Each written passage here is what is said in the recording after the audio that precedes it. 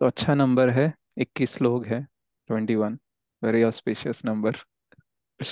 Okay, सो बहुत दिनों से मतलब हम ये क्लास करना चाहते हैं, लेकिन बीच बीच में ऐसे पोस्टपोन हो रहा है। आई थिंक लास्ट क्लास 22 सितंबर को हुआ था, राइट? और अभी 20 अक्टूबर, सो ऑलमोस्ट वीकली एक क्लास सोचा था हमने, मंथली एक क्लास हो रहा है।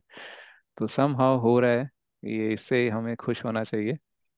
सो लेट अस सी आज के श्लोक में हम क्या देखते हैं। तो कब तक, कहाँ तक हमने कवर किया, किसी को याद है? कितने मंत्रास हमने कवर किए, कितने सेशंस हुए हैं ईशोपनिषद के?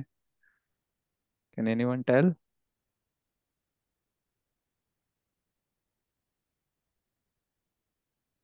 किसी को याद नहीं है? This is my question, Prabhuji. Last time mantra one completed. Last time मंत्र 1 कंप्लीटेड। ओके, कितने मंत्रास हैं ईशोपनिषद में, कोई बता सकता है? 11. Total 8 mantras. 18. 18। Oh, 18, sorry. 18 mantras.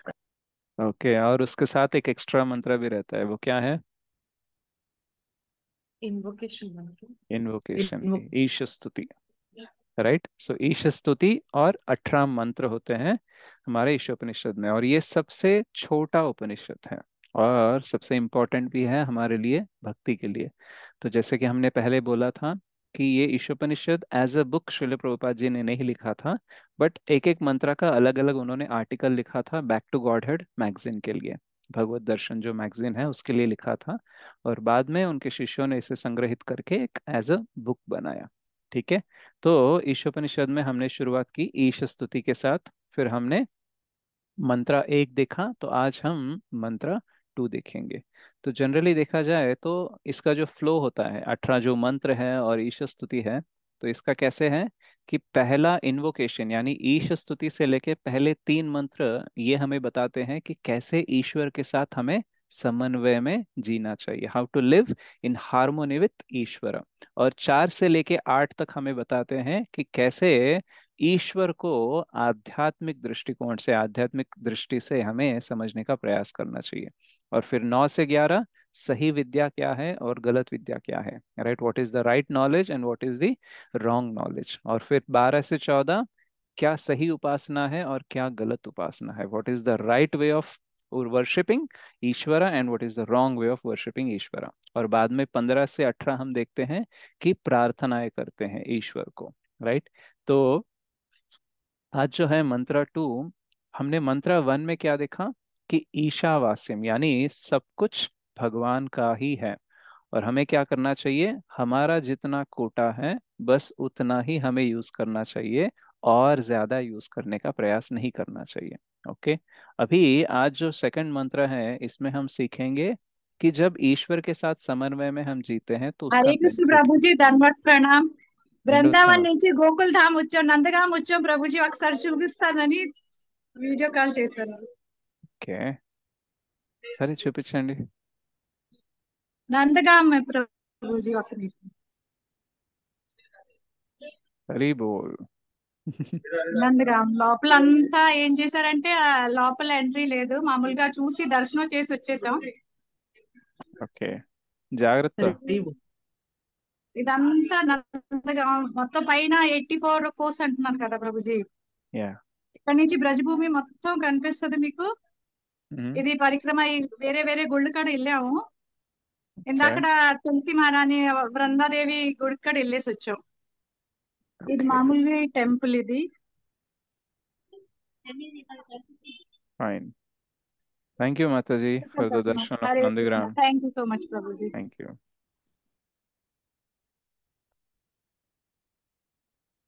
Okay, तो आज हम मंत्र 2 में ये देखेंगे कि कैसे ईश्वर के साथ हार्मनी में यानी समन्वय में जीते हैं, तो उसका बेनिफिट कैसे हो सकता है और कैसे हम उसके साथ जी सकते हैं। So what is the process.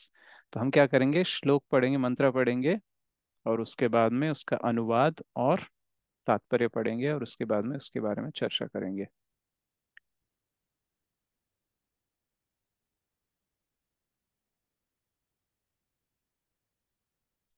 तो इसमें 6 पैराग्राफ्स होंगे तात्पर्य में। तो आई वांट 6 पीपल, एक एक बंदा एक एक पैराग्राफ पढ़ेगा। So will share the screen. तो पहले तो श्लोक हम दोहराएंगे और उसके बाद में अनुवाद और तात्पर्य के पास जाएंगे। Okay, so please repeat after me. कुर्वन्नेवेह कर्माणि कुर्वन्नेवेह कर्माणि कुर्वन्नेवेह कर्माणि जिजीविषेच्छता समाः जिजीविषेच्छता समाः जिजीविषेच्छताः समाः जिजीविषेच्छताः समाः एवं त्वयि नान्ययेथोऽस्ति एवं त्वयि नान्ययेथोऽस्ति एवं त्वयि नान्यथेतोऽस्ति एवं त्वयि नान्यथेतोऽस्ति न कर्म लिप्यते नरे न कर्मलिप्यते नरे न कर्म लिप्यते नरे। न कर्मलिप्यते नरे। तो पूरा जो पहला लाइन है उसको मैं दोहराऊंगा, आप मेरे पीछे पीछे दोहराइए। कुर्वन्नेवेह कर्माणि जिजीविषेच्छताः समाः कुर्वन्नेवेह कर्माणि जिजीविषेच्छताः समाः एवं त्वयि नान्ययेथोऽस्ति न कर्म लिप्यते नरे। एवं त्वयि नान्ययेथोऽस्ति न कर्मलिप्यते नरे। अभी पूरा श्लोक एक बार मैं पढ़ूंगा, उसके बाद में आप दोहराना। कुर्वन्नेवेह कर्माणि जिजीविषेच्छता समाः एवं त्वयि नान्यत् येथोऽस्ति न कर्म लिप्यते नरे। कुर्वन्नेव कर्माणि जिजीविषेच्छताः समाः एवं त्वयि नान्येथोऽस्ति न कर्मलिप्यते नरे। भी आप एक काम कीजिए, आप में से कोई एक ट्रांसलेशन पढ़िए, अनुवाद पढ़िए। कैसे पढ़ेंगे आप? दो दो वर्ड्स पढ़ेंगे। जैसे आप बोलोगे यदि मनुष्य, बोल के रुक जाना और हम आपके पीछे पीछे दोहराएंगे। ऐसे करके अनुवाद पूरा कंप्लीट करना है। कौन पढ़ना चाहेगा? हैंड राइज कीजिए। यस, दुर्गा टी। हरे कृष्ण प्रभु जी, धन्यवाद प्रणाम। हरे कृष्ण माता जी। अनुवाद। यदि मनुष्य इस प्रकार निरंतर यदि यदि मनुष्य मनुष्य इस इस प्रकार प्रकार निरंतर कार्य करता रहे तो कार्य करता कार्य रहे तो रहे तो वह 100 वर्षों तक वह वह 100 100 वर्षों वर्षों तक तक जीने की आकांक्षा कर सकता है, जीने जीने की की आकांक्षा कर आकांक्षा सकता है, सकता है, क्योंकि इस क्योंकि क्योंकि इस प्रकार का कर्म इस प्रकार का कर्म कर्म उसे कर्म के नियम से उसे कर्म कर्म के के नियम से ही बांधेगा। नहीं बांधेगा। मनुष्य के लिए मनुष्य के के लिए इसके अतिरिक्त इसके अतिरिक्त कोई दूसरा मार्ग नहीं है।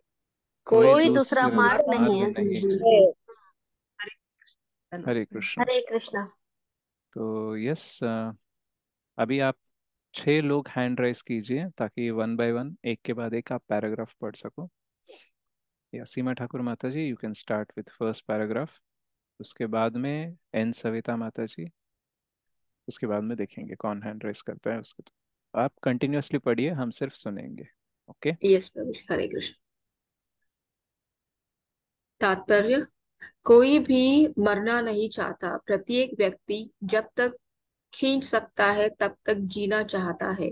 यह प्रवृत्ति केवल विशिष्ट रूप से ही नहीं देखी जाती, अपितु सामूहिक रूप से जाति, समाज और राष्ट्र में भी देखी जाती है।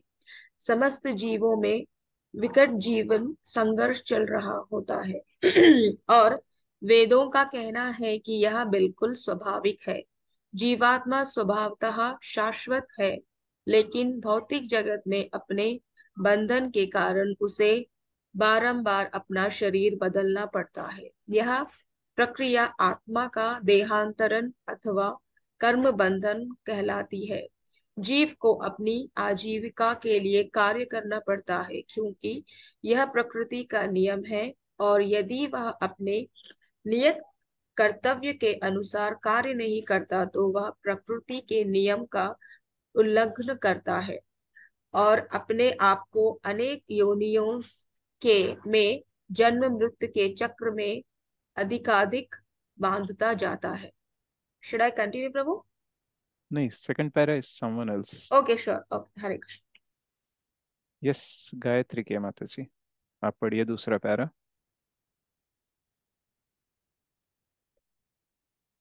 यहाँ से अन्य योनियों में। हरे कृष्ण प्रभु जी। हरे कृष्ण। हाँ, अन्य योनियों में, यही है ना प्रभु जी? यही है। अन्य योनियों में उन जन्म मृत्यु का चक्र चलता है, लेकिन जब जीव को मनुष्य योनि प्राप्त होती है तो वह कर्म के बंधन से मुक्त होने का अवसर प्राप्त करता है। भग, अ, भगवत भग, अ, भगवतीत गीता, भगवत भग, गीता में। भगवत गीता में भगवत गीता में कर्म, अकर्म तथा विकर्म का अत्यंत स्पष्ट वर्णन हुआ है। जो जो कार्य किसी के नियत का कर्तव्य के रूप में शास्त्रों में उल्लेखित विधि से संपन्न संपन्न किए जाते हैं, वे कर्म कहलाते हैं। जो कर्म मनुष्य को सॉरी, हरे कृष्ण।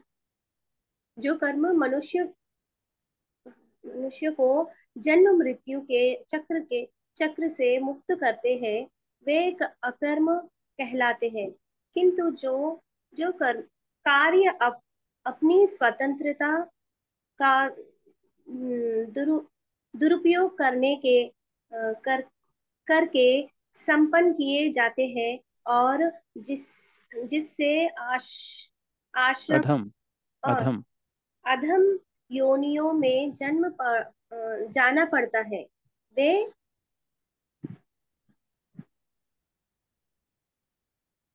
वे वि- विकर्म कहलाते हैं।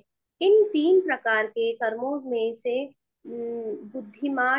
बुद्धिमान मनुष्य उसे ही अच्छा समझा जाता है जो उसे कर्म के बंधन से मुक्त कर दे।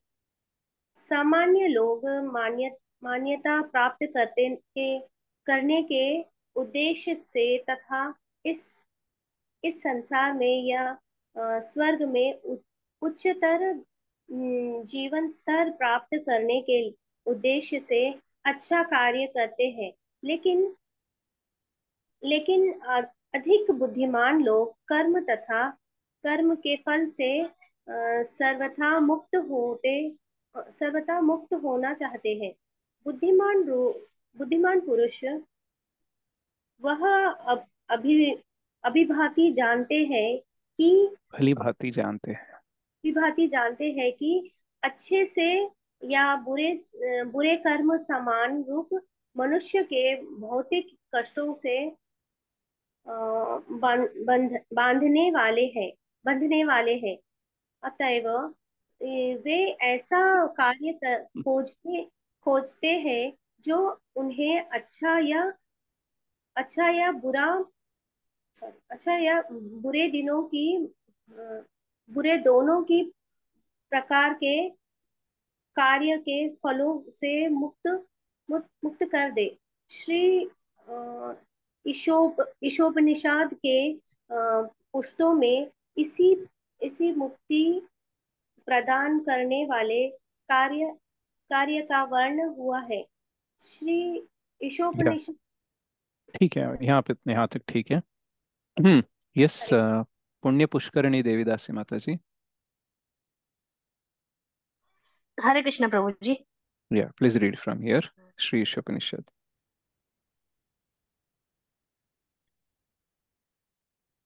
श्री ईशोपनिषद के उपदेश के भगवत गीता में विशेष रीति से व्याख्यायित किए गए हैं। अतः एवं भगवत गीता को कभी कभी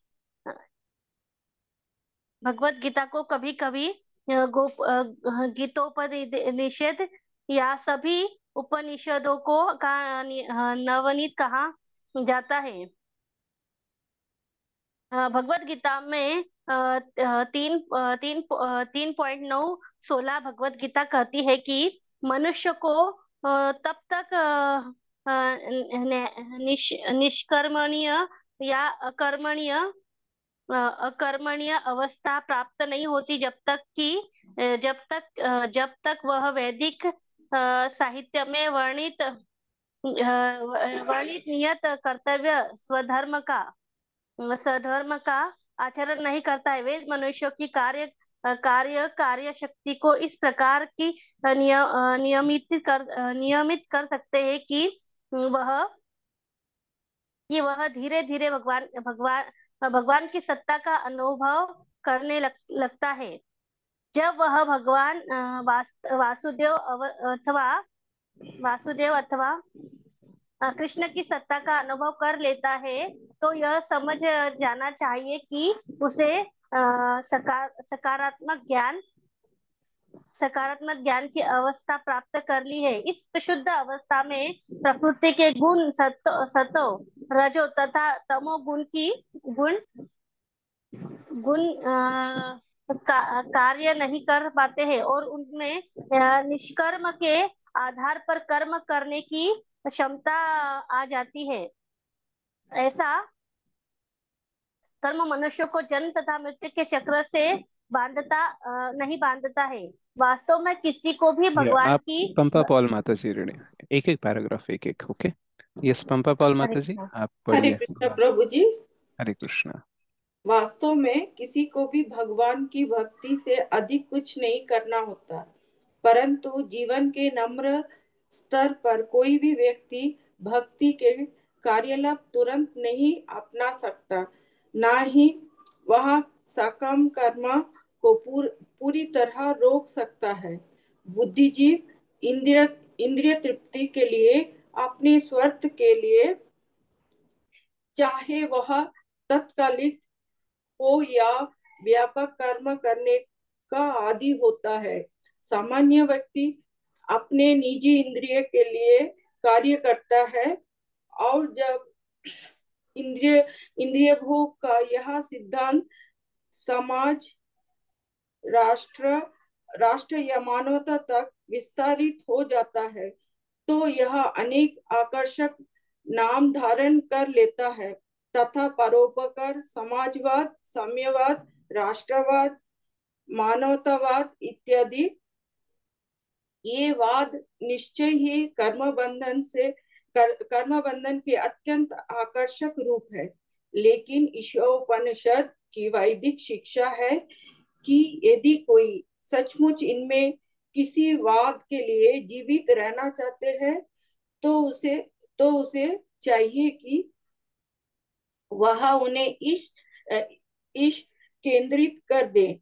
गृहस्थ बनाने या परोपकारी, समाजवादी, साम्यवादी, राष्ट्रवादी या मानवतावादी बनाने में कोई हानि नहीं है।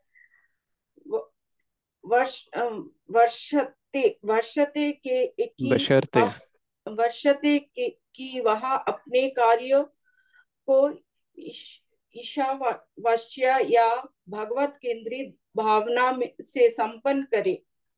Thank you Mata ji. Yes Savita माता जी।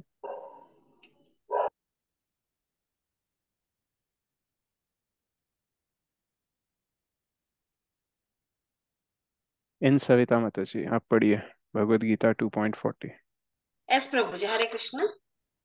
भगवद गीता 2.40 में भगवान कृष्ण का कथन है कि भगवत केंद्रित कार्य इतने महत्वपूर्ण है कि उनमें से कुछ एक भी मनुष्य को बड़े से बड़े भय से बचा सकते हैं। जीवन का सबसे बड़ा भय यही है कि वह 84 लाख है प्रभु जी। वो कितना है? 84 लाख। हाँ, 84 लाख योनियों में जन्म मृत्यु के विकास चक्र के खतरे में पुनः न गिर जाए। यदि किसी भी तरह मनुष्य अपने इस मानव योनि द्वारा प्रदत्त आध्यात्मिक अवसर को खो देता है और पुनः विकास चक्र में गिर जाता है, तो इसे उसका महान दुर्भाग्य समझना चाहिए। मूर्ख मनुष्य अपनी दोषपूर्ण इंद्रियों से यह नहीं देख पाता कि ऐसा हो रहा है। फलस्वरूप श्री ईशोपनिषद हमें सलाह देती है कि हम अपनी शक्ति ईशावस्था रूपी भगवान में लगाए। इस भावना में लगकर हम अनेक अनेक वर्षों तक जीवित रहने की आकांक्षा कर सकते हैं। अन्यथा दीर्घ जीवन का अपने आप में कोई महत्व नहीं है। एक वृक्ष कई 100 वर्षों तक जीवित रहता है, लेकिन वृक्ष की तरह दीर्घ काल तक जीवित रहकर धोंकनी की तरह सांस लेते। एक मिनट प्रभु जी, मेरा हैंड रेस्ट। हाँ, सा कहाँ है? आकांक्षा कर सांस लेते रहने या कुत्तों और सुअरों की तरह संतान उत्पन्न करने या ऊंट की तरह खाते रहने में कोई तुक नहीं है। विनीत भगवत केंद्रित जीवन, ईश्वर रहित परोपकार या समाजवाद से युक्त विचार पाखंड से कहीं अच्छा है। यस, नेक्स्ट मोनिका माता जी, मोनिका बंसल। हरे हरे कृष्णा प्रभु जी, दंडवत प्रणाम। प्रणाम माता जी। जब श्री ईशोपनिषद की भावना से परोपकारी कार्य किए जाते हैं तो वे एक प्रकार के कर्म योग बन जाते हैं। ऐसे कर्मों की संस्तुति भगवत गीता में की गई है क्योंकि उनसे उनके कर्ता को जन्म मृत्यु के विकास चक्र में गिरने के भय से सुरक्षा की गारंटी प्राप्त होती है। इस प्रकार के भगवत केंद्रित कार्यकलाप अधूरे रहने पर भी कर्ता के लिए शुभ होते हैं क्योंकि इससे अगले जन्म में उसे मनुष्य योनि का मिलना सुनिश्चित हो जाता है। इस प्रकार मनुष्य को मुक्ति मार्ग पर अपनी स्थिति सुधारने का एक और अवसर प्राप्त हो जाता है।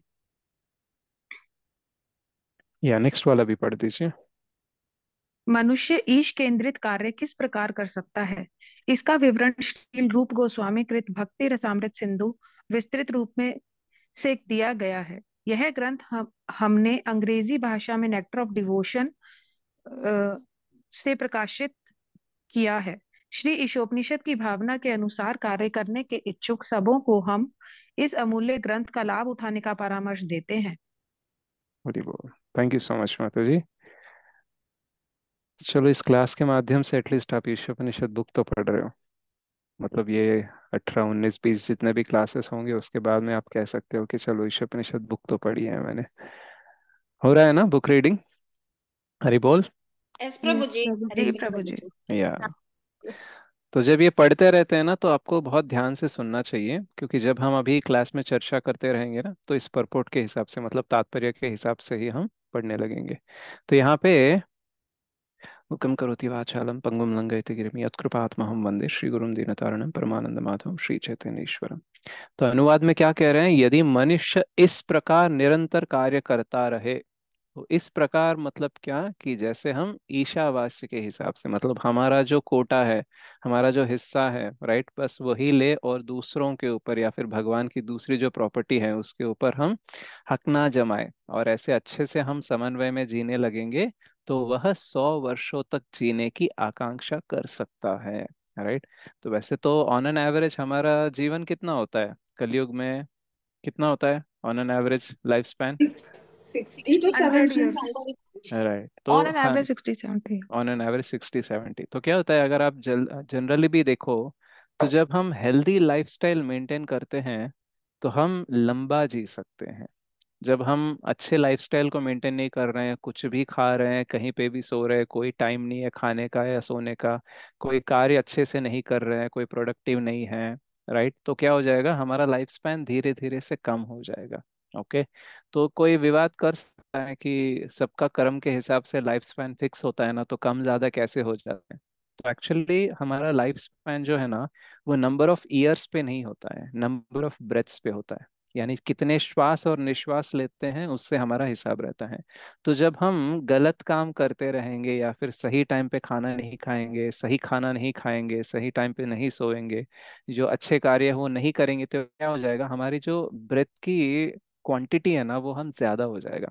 जैसे मान लो अगर आपने थोड़ा सा खाया, ठीक है। तो उसको पचाने के लिए आपको थोड़े ही ब्रेथ्स की जरूरत होगी, श्वास की जरूरत होगी। लेकिन आपने बहुत खा लिया तो उसको पचाने के लिए ज्यादा सांस लेना पड़ेगा कि नहीं?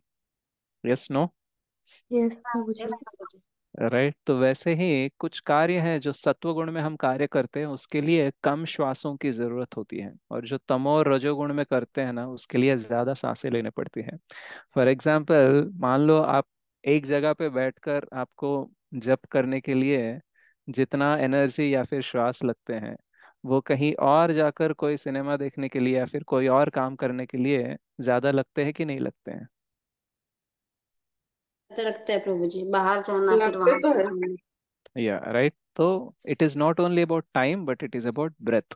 तो इसलिए क्या है कि 100 वर्षों तक जीना है और वो भी अच्छे से जीना है, तो हमें ईश्वर के साथ समन्वय में जीना चाहिए। देन नेक्स्ट क्या बोलते हैं यहाँ पे? क्योंकि इस प्रकार का कर्म उसे कर्म के नियम से नहीं बांधेगा। तो यानी कर्म के बंधन में हम एक्चुअली अभी बंधे हुए हैं, और मनुष्य के लिए इससे अतिरिक्त कोई दूसरा मार्ग नहीं है। ओके। तो लोग बोलेंगे दूसरा मार्ग नहीं है, लेकिन बहुत सारे लोग तो दूसरे मार्ग पर ही तो जी रहे हैं। तो दूसरा मार्ग नहीं है, इसका अर्थ ये है कि there is no other way, यानी जीने का कोई और तरीका नहीं होता है। वो हमने आर्टिफिशियली बनाया, कृत्रिम रूप से हमने बनाया है अलग अलग जीने के तरीके, बट एक्चुअली जीने का सिर्फ ये एक ही तरीका होता है।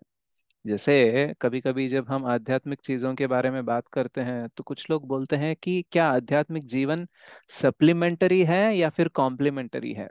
यानी सप्लीमेंटरी मतलब ऑप्शनल है, शायद चाहे तो मैं आध्यात्मिक जीवन को अपना सकता हूँ, नहीं तो नहीं अपना सकता हूँ, चल जाएगा। कॉम्प्लीमेंटरी मतलब उससे अपनाने से ही जीवन पूर्ण होता है, मतलब जो हमारा भौतिक जीवन है उसके साथ साथ इसको अपनाना चाहिए। तो सप्लीमेंटरी और कॉम्प्लीमेंटरी ये दो है क्या, ऐसा सवाल पूछते हैं। बट एक्चुअली आध्यात्मिक जीवन जो है वो ना ही सप्लीमेंटरी है और ना ही कॉम्प्लीमेंटरी है, वो एक्चुअली रिप्लेसमेंट है। यानी हमें भौतिक जीवन जीना ही नहीं चाहिए, हमें केवल आध्यात्मिक जीवन ही जीना चाहिए। लेकिन हम कंप्लीटली आध्यात्मिक जीवन एकदम से जी नहीं सकते, इसीलिए इसको धीरे धीरे से सप्लीमेंट और कॉम्प्लीमेंट के हिसाब से हम इंट्रोड्यूस करते हैं। जैसे कि अगर आप जब भक्ति का प्रचार करते हो, तो आप ऑप्शन देते हो लोगों को कि भक्ति कीजिए, अच्छा रहता है, और उनको चॉइस देते हैं आप भक्ति करो या ना करो। राइट। देन कुछ अगर वो रेसिप्टिव है, कुछ स्वीकार करने लायक है, तो हम उन्हें बोलते हैं देखो भक्ति से ही जीवन पूर्ण होता है। राइट। जैसे ही वो भक्ति को अपने जीवन में लाना शुरू करेंगे, धीरे धीरे से वो समझ जाते हैं कि एक्चुअली भक्ति के सिवा कोई और जीवन है ही नहीं। राइट। जीवेर स्वरूप होए कृष्णेर नित्य दास। तो भगवान के हम दास हैं, नित्य दास है। ऐसा कोई भी समय नहीं होगा जहाँ पे हम बोल सकते हैं कि मैं भगवान का दास नहीं हूँ, मतलब इस टाइम से लेके इस टाइम तक मैं दास हूँ, उसके बाद में नहीं हूं, ऐसा कभी नहीं होता है।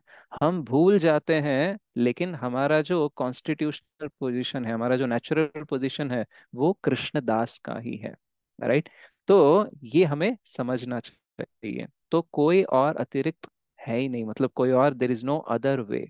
द थिंग इज, हम इसको अपना नहीं रहे हैं, तो फिर अलग अलग बन जाते हैं। बट अल्टीमेटली ये जो स्पिरिचुअल लाइफ है, आध्यात्मिक जीवन है, ये रिप्लेसमेंट है, मतलब हमारे भौतिक जीवन को समाप्त करके हमें कंप्लीटली आध्यात्मिक जीवन जीना चाहिए। लेकिन वो डायरेक्टली हम कर नहीं पाते हैं, इसलिए धीरे धीरे से हम आध्यात्मिक जीवन को अपनाने का प्रयास करते हैं। और अगर हम पूर्ण रूप से आध्यात्मिक जीवन जीने लगेंगे तो क्या हो जाएगा, कर्म बंधन से छूट जाएंगे। तो यहाँ पे 7 पैराग्राफ हैं, तो मोस्ट इम्पोर्टेंट जो 6 पैराग्राफ्स हैं, हम उसमें एक एक पॉइंट सीखने का प्रयास करेंगे। तो पहले पैराग्राफ में प्रभुपाद जी बताते हैं कि कैसे कर्म बंधन जो है वो मृत्यु का कारण होता है। तो एक्चुअल में जो हम जीव होता है, ओके, तो ममैवांशो जीवलोके, तो वो भगवान का अंश है। तो जैसे भगवान को मृत्यु नहीं है, वैसे हमें भी मृत्यु नहीं होती है, लेकिन फिर भी हमें मृत्यु मिलती है। क्यों हमारी मृत्यु होती है? हम तो सत चित आनंद है, लेकिन फिर भी क्यों मृत्यु होती है हमारी? कोई बता सकता है? Because we have a material body. हाँ, तो हमारा भौतिक शरीर है, तो एक्चुअली शरीर की मृत्यु होती है, जीव की या फिर आत्मा की मृत्यु नहीं होती है।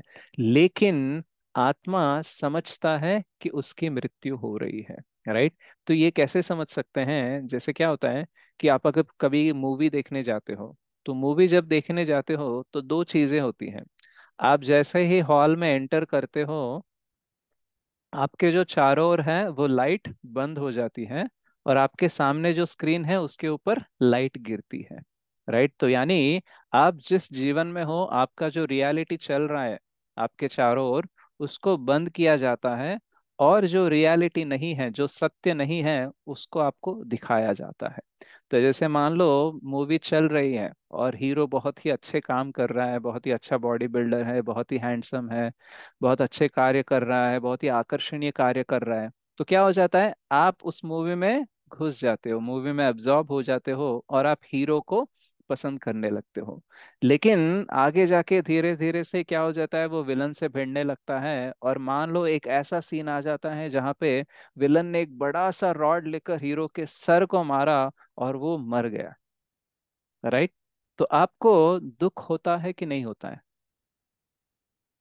होता है प्रभु जी। यस प्रभु जी। राइट। एक्चुअली आपको कुछ हुआ है क्या? नो। नहीं नहीं। हुआ है। आपको कुछ नहीं हुआ है, लेकिन आपको दुख हुआ है। तो यहाँ पे फर्क क्या पड़ा कि जब तक आप मूवी में निमग्न नहीं थे, तब तक आपको कुछ होता है तो आपको दुख होना चाहिए, आपको कुछ अच्छा होता है तो सुख होना चाहिए।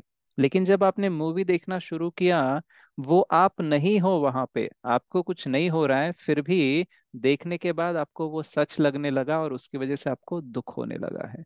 तो वैसे ही जब एक भौतिक जीवन शुरू करता है जीव, तो उसकी क्या इच्छा रहती है कि मैं इस मटेरियल वर्ल्ड को, भौतिक जगत का भोग करूं। और जब वो भोग करने लगता है, जैसे मतलब मूवी देखने लगता है, तो क्या हो जाता है, भौतिक जगत में जो चेंजेस आते हैं, जो परिवर्तन होते रहता है, वो अपने आप को आइडेंटिफाई करना शुरू कर देता है उसके साथ। जैसे हमने हीरो के साथ अपने आप को आइडेंटिफाई किया, इसीलिए हीरो को कुछ हुआ तो हमको दुख हुआ, हीरो अच्छा काम करने लगा, वो खुश होने लगा तो हम खुश होने लगे, वो दुखी होने लगा, वो मर गया तो फिर हमें दुख होने लगा है। तो एक्चुअल में बॉडी का देहांत होता है, आत्मा की मृत्यु नहीं होती है। लेकिन बॉडी के साथ आत्मा का इतना अटैचमेंट बन जाता है, क्योंकि वो अपने आप को आत्मा नहीं बॉडी ही समझने लगता है। राइट। तो उसका जो अस्तित्व है वो भूल जाता है अटैचमेंट में।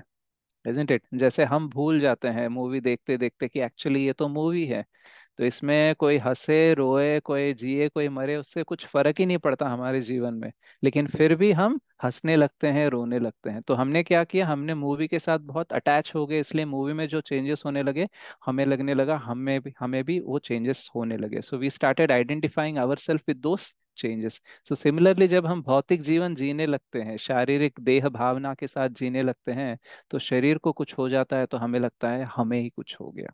राइट। तो एक्चुअली शरीर ना ही दुख भोगता है, क्योंकि मरने के बाद तो उसे दुख भोगने के लिए कोई अवसर नहीं होगा। और आत्मा जिसकी मृत्यु ही नहीं है, तो उसको भी दुख भोगना नहीं चाहिए। लेकिन आत्मा शरीर के साथ अपने आप को आइडेंटिफाई करता है, इसलिए आत्मा को दुख भोगना पड़ता है। तो वास्तव में दुख नहीं है, लेकिन हमारा अटैचमेंट है, इसलिए हम दुख भोगते हैं। और उसी वजह से क्या हो जाता है, हमारी मृत्यु होते रहती है। और जब हम भगवान के समन्वय में जीने लगते हैं, हम अपने आप को आत्मा स्वीकार करने लगते हैं, तो क्या हो जाता है, हम कर्म बंधन से विमुक्त होते हैं। और हम जो सच्चिदानंद हमारा स्वरूप है, उसको लेकर हम बिना मृत्यु का जीवन कंटिन्यू कर सकते हैं। तो इसका मतलब क्या करना चाहिए? मान लो अगर आप मूवी देखने नहीं आते, तो आपको दुख होता क्या? नो। नो। राइट। तो आप मूवी देखने आए, तो मतलब मैं एंजॉय करने आया, इसलिए मेरे को दुख या सुख मिला।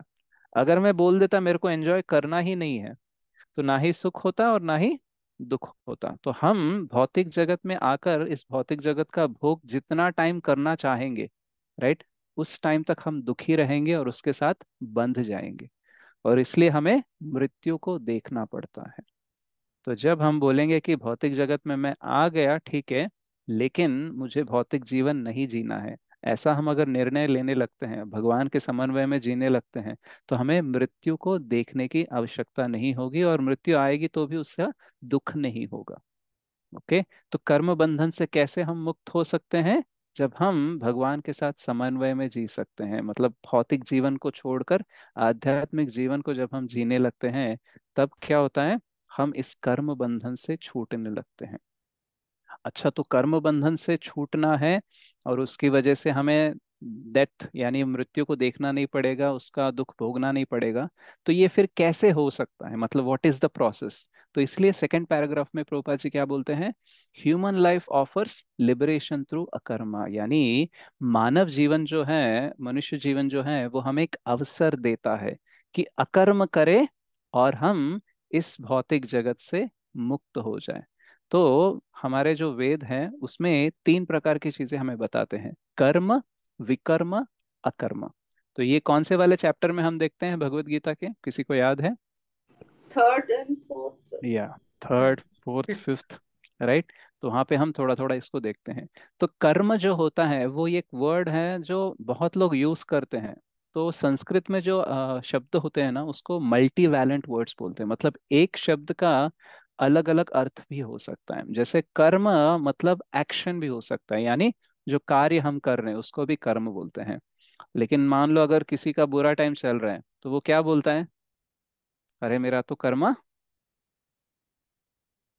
अभी बुरा। है सच बोलते। खराब है। तो दैट टाइम हम क्या बोल रहे हैं, हम कर्मा के रिएक्शंस की बात कर रहे हैं, राइट, कर्म के फल की बात कर रहे हैं। अच्छा काम करना चाहिए, अच्छा कर्म करना चाहिए, तब हम क्या बोल रहे हैं, एक्शंस के बारे में बोल रहे हैं। अरे मेरे कर्म कर्म ही फूटे हैं, इसका मतलब हम कर्म के फल की बात कर रहे हैं।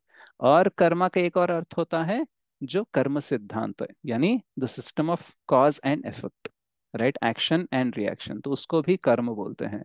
तो यहाँ पे हम जब कर्म का वर्ड यूज कर रहे हैं तो इसका अर्थ ये है अच्छे कर्म, यानी जो हमें वैदिक पद्धति से, मतलब वेदों के द्वारा जो हमें सजेस्ट किए गए कि आपको ऐसा करना चाहिए, ये ठीक है आपके लिए, तो ये सारी चीजों को मिला के हम बोल रहे हैं कर्म। और जो विकर्म होते हैं वो क्या है, जो वेदों के विरुद्ध जाकर हम करते हैं, मतलब वेदों में कहा है कि ऐसा नहीं करना है, जैसे जीव दया रखनी चाहिए, लेकिन अगर हम जीवों को मार रहे हैं, मांसाहार कर रहे हैं, तो हम क्या कर रहे हैं, विकर्म कर रहे हैं। ओके। तो कर्म और विकर्म में डिफरेंस क्या है? कर्म यहाँ पे जो कॉन्टेक्स्ट हम ले रहे हैं, यहाँ पे क्या बोल रहे हैं कि अच्छे काम करने चाहिए जो वेदों के अनुसार है, वेदों के अनुकूल है। तो वो करोगे तो क्या होगा, अच्छा रिजल्ट आएगा, पॉजिटिव रिजल्ट आएगा। विकर्म जो वेदों के विरुद्ध है, प्रतिकूल है, वो करेंगे तो क्या आ जाएगा, हमको नेगेटिव रिएक्शंस आएंगे, मतलब दुख भोगना पड़ेगा। तो ये कर्म और विकर्म दोनों जानने से पर्याप्त नहीं है। ओके। हमें एक और चीज भी जाननी है, वो क्या है, अकर्म। तो अकर्म में क्या हो रहा है, देखो, कर्म में पॉजिटिव कार्य, पॉजिटिव रिएक्शन, विकर्म में नेगेटिव कर्म, नेगेटिव कार्य और नेगेटिव रिएक्शन। अकर्म में क्या है कि कार्य है लेकिन इसका कोई रिएक्शन नहीं है, राइट। तो अकर्म मीन्स जो कर्म करने से हमें कर्म का फल नहीं मिलता, राइट, उसे अकर्म बोलते हैं।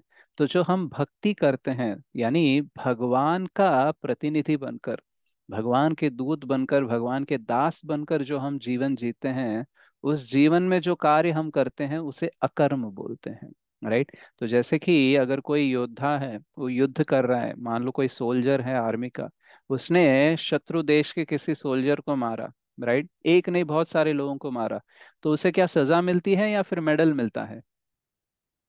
मेडल मिलता है। मेडल मिलता है। लेकिन वो मेडल लेकर घर वापस आ गया, उसके पड़ोसी के साथ उसका कुछ झगड़ा हो गया और उसने पड़ोसी को गोली मार के उड़ा दिया, तो उसको मेडल मिलेगा?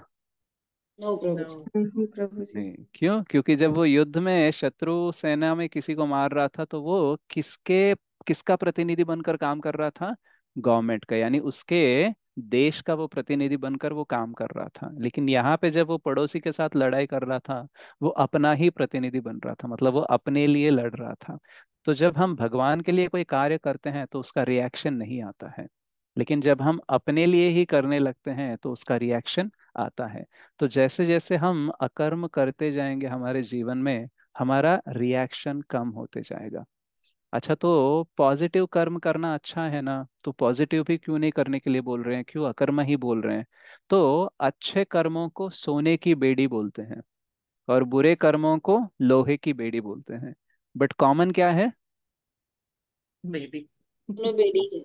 राइट। तो अच्छे कर्म करोगे तो स्वर्ग जाओगे, बुरे कर्म करोगे तो नर्क जाओगे, तो अल्टीमेटली भौतिक जगत में ही फंसे रहोगे। राइट। तो हमें क्या करना चाहिए? अकर्म करने का प्रयास करना चाहिए। तो अब सवाल आता है कि ठीक है, मैं अकर्म करना चाहता हूँ, लेकिन आगे कैसे बढ़ूं? मतलब क्या बहुत सारे अच्छे काम होते हैं, लोग करते हैं, तो क्या वो सारे काम अच्छे नहीं है? क्या उसको करना नहीं चाहिए? अगर करना नहीं चाहिए तो इतने सारे लोग क्यों करते हैं? तो एक्चुअली हमें एक चीज जानना चाहिए कि जो अच्छा कार्य होता है वो उतना अच्छा होना चाहिए कि हमें लिबरेशन यानी मुक्ति मिलनी चाहिए। अगर कोई अच्छा काम है उससे भी हमें बंधन मिलता है, तो हमें क्या करना चाहिए? उससे परे जाने का प्रयास करना चाहिए। जैसे मान लो फॉर एग्जाम्पल, किसी को खाना देना, ओके, फूड डिस्ट्रीब्यूशन करना, अच्छा काम है या बुरा काम है? अच्छा अच्छा काम काम है। गुड। अच्छा काम है। अच्छा काम है। लेकिन अगर आप सिर्फ खाना डिस्ट्रीब्यूट कर रहे हो तो उससे आपको पुण्य मिलेगा, और पुण्य मिलेगा तो कहाँ पे जाओगे? स्वर्ग में स्वर्ग। जाए। स्वर्ग में जाओगे। राइट। और स्वर्ग में थोड़ा सा आप सुख भोग का अनुभव करोगे, फिर कहाँ आओगे? आ भौतिक ब्रह्म आ पर। ब्रह्म वापस से। भुवना लोकाल पुनरावर्तिनो अर्जुना। तो यानी यहाँ पे ही आप आ जाते हो फिर से। तो उसके बदले में अगर मान लो आपने फूड फॉर लाइफ जो इस्कॉन का प्रोग्राम होता है, उसमें और नॉर्मल अन्नदान में क्या फर्क है बताओ? प्रसाद डिस्ट्रीब्यूट करते प्रसाद। हैं हम। हाँ, प्रसाद डिस्ट्रीब्यूट करते हैं। तो कोई अन्नदान करना चाहता है तो हमें उसे नकारना नहीं चाहिए। उसको नहीं बोलना चाहिए कि अरे ये सिर्फ पुण्य मिलेगा, इससे तुम ये बन जाओगे, मत करो। ऐसा नहीं बोलना चाहिए। उसको बोलना चाहिए this is a good activity, but आप क्या करो? भगवान को भोग लगाकर उसका आप वितरण करो। तो उससे क्या होगा कि जब हम अन्न किसी को देते हैं तो उनका पेट ही भरता है, मतलब उनका पोषण पेट के द्वारा ही होता है। लेकिन जब हम प्रसाद देते हैं तो उसका मानसिक और आध्यात्मिक पोषण दोनों होते हैं। So when you give Prasad, mental और स्पिरिचुअल डेवलपमेंट भी होता है। एक तो मेंटली क्यों होता है? क्योंकि भगवान वहां से कर्म निकाल देते हैं। और स्पिरिचुअली क्यों होता है? क्योंकि भगवान का प्रसाद टेस्ट करने से एक तो उसको ह्यूमन लाइफ फिर से मिलने की गारंटी भी मिल जाती है, और ऊपर से उसका जो आध्यात्मिक जीवन है वो स्टार्ट हो सकता है। ऐसे प्रभुपाद जी के लाइफ में हमने बहुत सारे एग्जाम्पल्स देखे हैं जहाँ पे कुछ भक्त सिर्फ गोविंदा में आकर खा के चले जाते थे, लेकिन कुछ दिनों बाद वो उधर ही टेम्पल में पुजारी बन गए। राइट। और आप देखना, गोविंदास मंदिर के पहले होता है या फिर दर्शन के बाद में मिलता है हमें? जनरली आप देखना गोविंदास कहाँ पे होता है? स्टार्टिंग में होता है। नहीं होता था मुझे। स्टार्टिंग में होता है। मतलब कोई अर्च विग्रह तक पहुंचे ना पहुंचे, बस गोविंदास भी पहुंच जाए तो भी काफी है। तो बंदा पहले इधर आ जाएगा तो धीरे धीरे से अर्च विग्रहों के पास भी आ जाएगा। तो क्या है, प्रसाद में शक्ति होती है, वो हमारे आध्यात्मिक जीवन को, हमारे कृष्ण भावनामृत को एकदम से जागृत करने की। राइट। तो अच्छे काम इतने अच्छे होने चाहिए कि हमें मुक्ति मिलनी चाहिए, और हमारे जो अच्छे काम है उसके द्वारा शारीरिक पोषण ही नहीं, मानसिक और आध्यात्मिक पोषण भी होना चाहिए। तो यहाँ पे प्रभुपाद जी आने वाले पैराग्राफ्स में देखते हैं कि अगर मान लो किसी को बोला जाए कि आपको आध्यात्मिक जीवन जीना है, आपको ये सब भौतिक कार्य छोड़ने हैं, सिर्फ भगवान के काम करने हैं, तो वो कर नहीं पाएगा। जैसे मान लो हम में से बहुत सारे लोगों ने बहुत सारे क्लासेस सुने होंगे, और हमको पता भी चल गया होगा कि देखो पूरा जीवन भगवान को अर्पित करना चाहिए, लेकिन हम कर पा रहे हैं क्या? नहीं प्रभु जी। नो प्रभु जी। नहीं। राइट। नहीं क्यों? प्रभु जी। क्योंकि मुश्किल है। राइट। तो हमें क्या करना चाहिए? प्रभुपाद जी बहुत अच्छे तरीके से बोलते हैं कि आपको क्या करो, begin by bringing God into sense gratificatory life, यानी हमारी जो इंद्र तृप्ति करने वाला जीवन है उसमें धीरे धीरे से भगवान को लाओ। ओके। तो जैसे अभी आप किसी को बोल दो कि ये देखो ये भौतिक जीवन व्यर्थ है, आप ना एकदम भगवान को आपका जीवन समर्पित करो, घर बार सब कुछ छोड़ दो और मंदिर ज्वाइन करो, तो कोई करेगा क्या? नहीं प्रभु जी, नो। सुनेंगे भी नहीं। या वो बोलेंगे बस 2 मिनट दीजिए, मैं कल आपको मिलता हूँ, और वो हमें जिंदगी में कभी नहीं मिलेंगे। राइट। भाग जाएंगे हमसे दूर। तो एक्चुअल में किसी को भी हम डायरेक्टली प्योर भक्ति यानी शुद्ध भक्ति के लिए प्रेरेपित नहीं कर सकते, प्रेरणा नहीं दे सकते। तो उसको हम क्या बोलेंगे कि हफ्ते में एक बार मंदिर आ जाओ या फिर महीने में एक बार मंदिर आ जाओ। तो वो क्या करेगा, आ सकता है कि नहीं आ सकता? यस। आ सकता यस, है प्रभु जी आ बेटा। सकता है। तो एक बार वो हर हफ्ते या फिर हर महीने एक एक बार मंदिर आने लगेगा, धीरे धीरे से भक्ति समझने लगेगा, तो वो बोलेगा कि एक्चुअली मंदिर को ही आके मैं भगवान को क्यों देखना चाहिए, मैं अपने घर में भी तो भगवान को ला सकता हूँ। तो वो धीरे धीरे से क्या करेगा, घर में भगवान को लेके आएगा। और उसके बाद में वो जब अर्च विग्रहों की आराधना करते रहेगा, भक्तों के संग में आते रहेगा, उसके बाद में उसके घर में ही नहीं, उसके हृदय में भी भगवान आते रहेंगे। तो पहले क्या हुआ, पहले उसका जीवन ऐसा था कि मैं, मेरा घर, मेरी जिंदगी, भगवान दूर दूर तक नहीं है।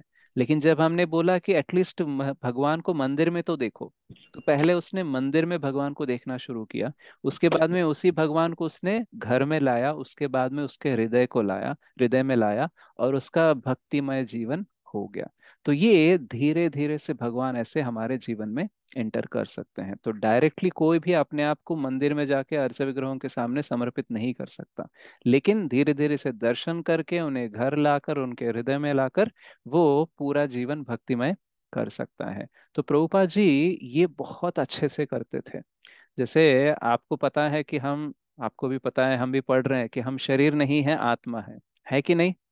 अभी भी कोई डाउट है किसी को? यस प्रभु जी नहीं। है, राइट। जी। तो मर्द और औरत, इंडियन, पाकिस्तान, ब्रिटिश, अमेरिकन, काला, गोरा, मोटा, टाना, हाइट वाला या फिर दुबला पतला, या फिर धनी गरीब, ये सब फर्क देखना चाहिए कि नहीं देखना चाहिए? नहीं देखना चाहिए। नहीं देखना चाहिए। नहीं देखना चाहिए। लेकिन पता है प्रभुपाद जी क्या करते थे? प्रभुपाद जी जब इंडिया में लेक्चर देते थे ना, मतलब वो पाश्चात्य देश में थोड़ा प्रचार करके आके इंडिया में देते थे लेक्चर, तो उस टाइम पे बोलते थे, आप सब लोग ना इंडियंस हो, भारतीय हो, ठीक है? और ये भगवत गीता का ज्ञान कुरुक्षेत्र में भगवान कृष्ण ने अर्जुन को दिया है, तो मतलब ये आपका नॉलेज है, और ये पूरे विश्व भर में दूसरे लोग एक्सेप्ट कर रहे हैं, लेकिन आप नहीं एक्सेप्ट कर रहे हो, राइट? तो आपको एक्सेप्ट करना चाहिए, अंडरस्टैंड करना चाहिए, पढ़ना चाहिए और इसका प्रचार करना चाहिए, राइट? आप इंडियंस हो। और अमेरिकन्स को क्या बोलते थे, आप अमेरिकन इतने अद्भुत एक्टिविटीज करते रहते हो कि पूरा जो बाकी दुनिया है वो आपको देखकर ही एकदम प्रेरणा लेते रहता है, तो आपको बहुत अच्छे से पंडाल प्रोग्राम करना चाहिए, बहुत बड़े भक्तों को लाना चाहिए, बहुत सारा प्रचार करना चाहिए। तो प्रभुपाद जी क्या कर रहे हैं, वो एक्चुअली इंडियन और अमेरिकन जो भौतिक स्तर पे हम कितना भी सोच ले, कितना भी जानने का प्रयास करें, समहाउ वो ट्रेजेस रह जाते हैं। हम अपने आप को, जैसे आप कितना भी अपने आप को आत्मा मान लो, आप जानते हो कि आप स्त्री हो, आप इंडियन हो, आप इस फैमिली से हो एंड ऑल, राइट? तो वो जो आइडेंटिटी है, राइट, उसको अगर भक्ति में आगे लेके जाने के लिए यूज कर सकते हैं तो हमें यूज करना चाहिए। ओके। तो क्या है कि हमारी जो आइडेंटिटी है, हमारा जो अस्तित्व, हम जिसको पहचान रखे रखे हैं, पहचान बना के रखा है, उस पहचान को हमें क्या करना चाहिए, ना ही हमें अपने आप को, मतलब अपनी मिथ्या अहंकार को बढ़ाने के लिए उसको यूज करना चाहिए। जैसे कि मान लो, अगर मैं इंडियन हूँ और मैं ये सोचने लगा कि देखो इंडिया कितना ग्रेट है, देखो फॉरेनर्स में भी, फॉरेन में भी जाओ, बहुत सारे कंपनियों में इंडियन सीईओ से रहते हैं, और इंडियंस जहाँ कहीं पे भी जाते हैं बहुत सारा धूम कर देते हैं, तो I am very proud of India, बस उतना ही, ठीक है? और अगर इंडिया को मतलब गलत समझना है तो बोल सकते हैं, देखो यार ये इंडिया में ना ये कितना गंदा होता है, मैनेजमेंट इतना है, करप्शन ऐसा है, कितनी गंदगी होती है, पुअर कंट्री है, बहुत सारे लोग भूख से मरते हैं, राइट, बहुत अकाल पड़ता है, तो इतनी सारी गंदी गंदी चीजें हो रही है। तो हम क्या कर रहे हैं, इंडियन हूँ, ये मिथ्या अहंकार है, ठीक है? क्योंकि एक्चुअल में सत्य अहंकार क्या है कि मैं भगवान का दास हूँ, वो है। मिथ्या अहंकार क्या है कि मैं इंडियन हूँ, मैं ये हूँ, मैं वो हूँ, राइट? तो कोई और उपाधि ले रहे हैं हम।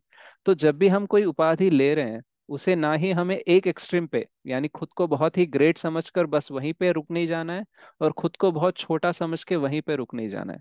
हमें क्या करना चाहिए, बीच में लाना चाहिए कि देखो मैं इंडियन हूँ, और Indians are very great, Bhagavad Gita India से ही आई है, तो मुझे क्या करना चाहिए, प्रचार करना चाहिए, राइट? तो neither glorifying nor pinching, but actually tapping और पैटिंग। मतलब हमें क्या करना चाहिए, हमारी जो आइडेंटिटी है उसका हमें उपयोग करना चाहिए भक्ति में आगे बढ़ने के लिए। जैसे और एक एग्जांपल देता हूँ, प्रभुपाद जी एक बार अखाड़े में गए थे। अखाड़ा पता है आपको, जहाँ पे रेजलर्स होते हैं ना, कुश्ती वगैरह करते हैं, मट्टी कुश्ती, यस सर जी। राइट, तो उसको अखाड़ा बोलते हैं। तो एक बार वहां पे गए थे, तो वहां पे बहुत सारे रेजलर्स थे, मतलब पहलवान लोग थे। तो जनरली हम जानते हैं कि देखो, we are the soul not the body. तो बाकी जो अखाड़े में जो रेजलर्स रहते हैं या कोई बॉडी बिल्डर्स रहते हैं, तो वो बहुत सारा समय देते हैं उनका बॉडी बिल्डिंग करने में। तो हमको पता है शरीर तो छोड़ना ही है, तो उसको इतना इंपॉर्टेंस क्यों देना, इतना बॉडी क्यों बनाना, राइट। लेकिन प्रभुपाद जी उनको ये नहीं बोले कि देखो, ये सब बॉडी बिल्डिंग वेस्ट है, इससे कुछ नहीं होगा, आप भगवान का नाम लो और बस जप करो, भक्ति करो, उससे कुछ होगा, कोई भी बॉडी हो, बॉडी तो छोड़ना ही है। ऐसा कुछ नहीं बोला। प्रभुपाद जी ने बोला कि आप जो बॉडी बिल्डिंग कर रहे हो ना, आप क्षत्रिय हो, राइट। और हम जो बना रहे हैं भक्तों को, हम ब्राह्मणों को बना रहे हैं। तो ब्राह्मण और क्षत्रिय दोनों मिलके पूरे दुनिया में अच्छे से प्रचार कर सकते हैं, अच्छे से धर्म की स्थापना कर सकते हैं। तो आपको क्या करना चाहिए, ब्राह्मणों की सहायता करना चाहिए, और ब्राह्मण क्या करना चाहिए, क्षत्रियों की सहायता लेनी चाहिए, राइट। और वहां पे वो जो रेजलर्स थे, वो जो पहलवान थे, वो हनुमान जी का फोटो लगा रहे थे वहां पे। तो वो बोले देखो हनुमान जी, हनुमान जी भी बॉडी बिल्डर थे, राइट, और आप भी बॉडी बिल्ड कर रहे हो, लेकिन हनुमान जी क्या करते थे, राम नाम लेते थे। तो आप क्या करो, आप जब भी बॉडी बिल्डिंग करते रहते हो, पुशअप करते हो, पुलअप करते हो, तो आप बोलने का राम राम राम राम। तो जो कुछ भी आप एक्टिविटी करते हो उसमें प्रभु रामचंद्र का नाम लेना चाहिए। तो प्रभुपाद जी ने क्या किया कि उनका जो स्तर है, उसी स्तर से उन्हें भगवान की ओर ले जाने का प्रयास किया। ना ही उनके स्तर से उन्हें गिरा कर, राइट, उन्हें भला बुरा बोलकर उनको भगवान की तरफ लेके जाने का प्रयास नहीं किया। वो किस स्तर पर है, जैसे उनको बॉडी अच्छा लगता है, वो हनुमान जी को प्रेरणा लेते, तो हनुमान जी के थ्रू कैसे भगवान को कनेक्ट कर सकते हैं, तो वैसा उन्होंने कनेक्ट किया है। तो वैसे ही हमारे जीवन में भी हम जिससे जिससे भी मिलते हैं, अपने आप को भी देखते हैं, तो हमें ये देखना चाहिए कि हम किस स्तर पर हैं, उस स्तर से हम कैसे भगवान को जोड़ सकते हैं। तो मतलब इंद्र तृप्ति को हम पूर्ण रूप से त्याग नहीं कर सकते हैं, राइट, लेकिन उसी में ही हम कैसे भगवान को इंट्रोड्यूस कर सकते हैं। जैसे एक बार हमारे एक पहले शिक्षा गुरु हैं, जिनका नाम अद्वैत कृष्णदास प्रभु है। तो उनको हमने पूछा था कि भगवान को कौन सा भोग लगाना चाहिए, मतलब which item should be offered to the Lord. वो बोले आपको जो पसंद है ना, आप वो भोग लगाओ, राइट, क्योंकि कृष्णा को जो पसंद है वो लगाने के लिए शायद आपका मन ना करे। It will be like sacrificing mood रहेगा ना, कि मेरे को तो पसंद नहीं है लेकिन कृष्णा के लिए बना रहा हूँ, तो बनाने के टाइम पे भी आपका इंटरेस्ट नहीं होगा। बट मान लो आपका कोई फेवरेट आइटम है, आप कुक करते हो, तो आप इंटरेस्टेड भी रहोगे और एकदम प्रेम से आप उसको ऑफर भी करते रहोगे। तो before you offer your self to Krishna, offer what is there in your heart to Krishna. यानी अपने आप को पूर्ण रूप से कृष्ण को समर्पित करने से पहले आपके हृदय में जो है, यानी आपको जो पसंद है, वो कृष्ण को देने का प्रयास कीजिए। जैसे आपको कोई आइटम खाना बहुत पसंद है, ठीक है, अगर आपको बोल दिया जाए देखो ये इंद्र तृप्ति है, आपको ये करना नहीं चाहिए, खाना नहीं चाहिए, तो बुरा लगेगा, आप रह नहीं पाओगे। लेकिन हम क्या बोलेंगे, यही आइटम ना अच्छे से कृष्ण भावना भावित होकर उसको पकाना और भगवान को भोग लगाना और खाना, राइट। तो क्या हो गया, इंद्र तृप्ति हो रही है, लेकिन इसमें भी आध्यात्मिकता आ गई है। तो हम क्या कर रहे हैं, भगवान को अपनी इंद्र तृप्ति जीवन में धीरे धीरे से लेकर आ रहे हैं। तो क्या होता है, हमारा जो आध्यात्मिक जीवन है वो कैसा होता है कि पहले हम भगवान को अपने जीवन में धीरे धीरे से लेके आते हैं, और उसकी वजह से क्या हो जाता है, धीरे धीरे से भगवान हमें उनके जीवन में लेके जाते हैं। So you bring God in your life, and later God will bring you in his life. तो ये हमारा आध्यात्मिक जीवन का ऐसे प्रोग्रेशन होते रहता है। और हमारे जो वेद होते हैं, ये बहुत ही इंक्लूसिव होते हैं, यानी सबको जोड़ के, सबको एक साथ जुट लेकर जाने का प्रयास करते रहते हैं। जैसे कर्मकांड सेक्शन होता है वेदों में, तो वहां पे क्या है, देखो मुझे इंद्र तृप्ति करनी है, राइट, लेकिन हमारे वेद क्या बोलते हैं, इंद्र तृप्ति करो लेकिन वैदिक पद्धति से करो। मतलब तुम्हें कुछ सुख और भोग चाहिए, तो कुछ यज्ञ है, कुछ उपासनाएं हैं, वो करो, उससे तुम इंद्र तृप्ति कर लो, वो चलेगा। दैट मीन्स एक सर्कल है मेरे इंद्र तृप्ति का, ठीक है, और एक सर्कल है वेदों का ज्ञान का। तो जहां पे ये दोनों सर्कल्स इंटरसेक्ट होते हैं उस एरिया को बोलते हैं स्पिरिचुअल मटेरियलिज्म या फिर रिलीजियस मटेरियलिज्म। यानी धार्मिक भी है और इंद्र तृप्ति भी है। अच्छा, ये करने में और सिर्फ इंद्र तृप्ति करने में फर्क क्या है? सिर्फ इंद्र तृप्ति करेंगे तो हम पाप कर्म करते रहेंगे और ऊपर से गलत तरीके से हम इंद्र तृप्ति करने का प्रयास करेंगे। लेकिन जब हम वेदों का सहायता लेकर कर्मकांड सेक्शन में कुछ यज्ञ या फिर याग करने से जिससे हमारा सुख और भोग बढ़ सकता है, धन संपत्ति बढ़ सकती है, संतान मिल सकता है, ऐसा हम करने लगेंगे तो धीरे धीरे से वेदों के ऊपर हमारा विश्वास बढ़ेगा और आगे जाके हमें पता चलेगा वेदैश्च सर्वैर अहम एव वेद्यः। यानी वेदों का सार और वेदों का जो लक्ष्य है वो कृष्ण को ही समझना है। तो इस स्टेज को हम धीरे धीरे से जा सकते हैं। तो केवल इंद्र तृप्ति करेंगे तो क्या हो जाएगा? हम अधम स्थिति में जाएंगे, अधम योनियों में चले जाएंगे। अच्छा, फिर उनको अगर बोल दिया जाए कि कंप्लीटली इंद्र तृप्ति छोड़ दो तो वो कुछ कर नहीं पाएंगे। तो इसलिए वेदास क्या करते हैं? स्टेप बाय स्टेप ऑफर करते हैं कि ठीक है, पहले आप एक तो सीढ़ी चढ़ो, फिर दूसरी चढ़ो, फिर तीसरी चढ़ो। यानी नास्तिक से शुद्ध भक्त बनने का जो जर्नी है, इट्स लाइक अ लैडर। वो एक सीढ़ी है, तो एक एक स्टेप करके हमें चढ़ना चाहिए। तो पहले वो क्या ऑफर करते हैं कि इंद्र तृप्ति ही करो लेकिन थोड़ी वैदिक पद्धति में करो। तो उसके बाद में धीरे धीरे से शास्त्रों पे विश्वास बढ़ेगा, देवी देवताओं पे विश्वास बढ़ेगा, तो फाइनली हम आएंगे बहुनाम जन्मानाम अंते ज्ञानवान माम प्रपद्यते वासुदेव सर्वमिति स महात्मा सुदुर्लभ। तो ये सारा प्रोसेस ना हम भगवत गीता में देखते हैं। जैसे 2.13 में कृष्ण बोलते हैं कि देहिनोस्मिन् यथा देहे कौमारम यौवनम जरा तथा देहांतर प्राप्तिर धीरस्तत्र न मुह्यति। तो सोल का जो जर्नी है वो ऐसे होते रहता है, ठीक है। और वो जैसे बॉडी में छोटे बॉडी से लेके बड़े बॉडी तक ऐसे चलते रहता है, तो उसके बाद में वो बॉडी चेंज करते रहता है। तो ये सोल का जर्नी ऐसे रहता है। तो सोल का जर्नी ऐसे होता है, ये बोलने के बाद में नेक्स्ट वाले श्लोकों में क्या बोलते हैं? मात्रा स्पर्शास्तु काउंतेय शीतोष्ण सुख दुखदाह आगमापायिनो नित्यास्ताम स्थितिक्ष स्व भारत। तो इसमें उनको भारत भी बोलते हैं और कौंतेय भी बोलते हैं। तो जब ऑलरेडी बोल दिया you are not the body you are the soul, आप आत्मा हो, तो फिर कौंतेय यानी कुंती के पुत्र हो, ये आइडेंटिफिकेशन क्यों दिया? क्योंकि अर्जुन को वो इंस्पायर करना चाहते हैं कि देखो ये कॉन्सेप्ट तुम्हें समझने के लिए मुश्किल नहीं है, क्योंकि तुम कौन हो?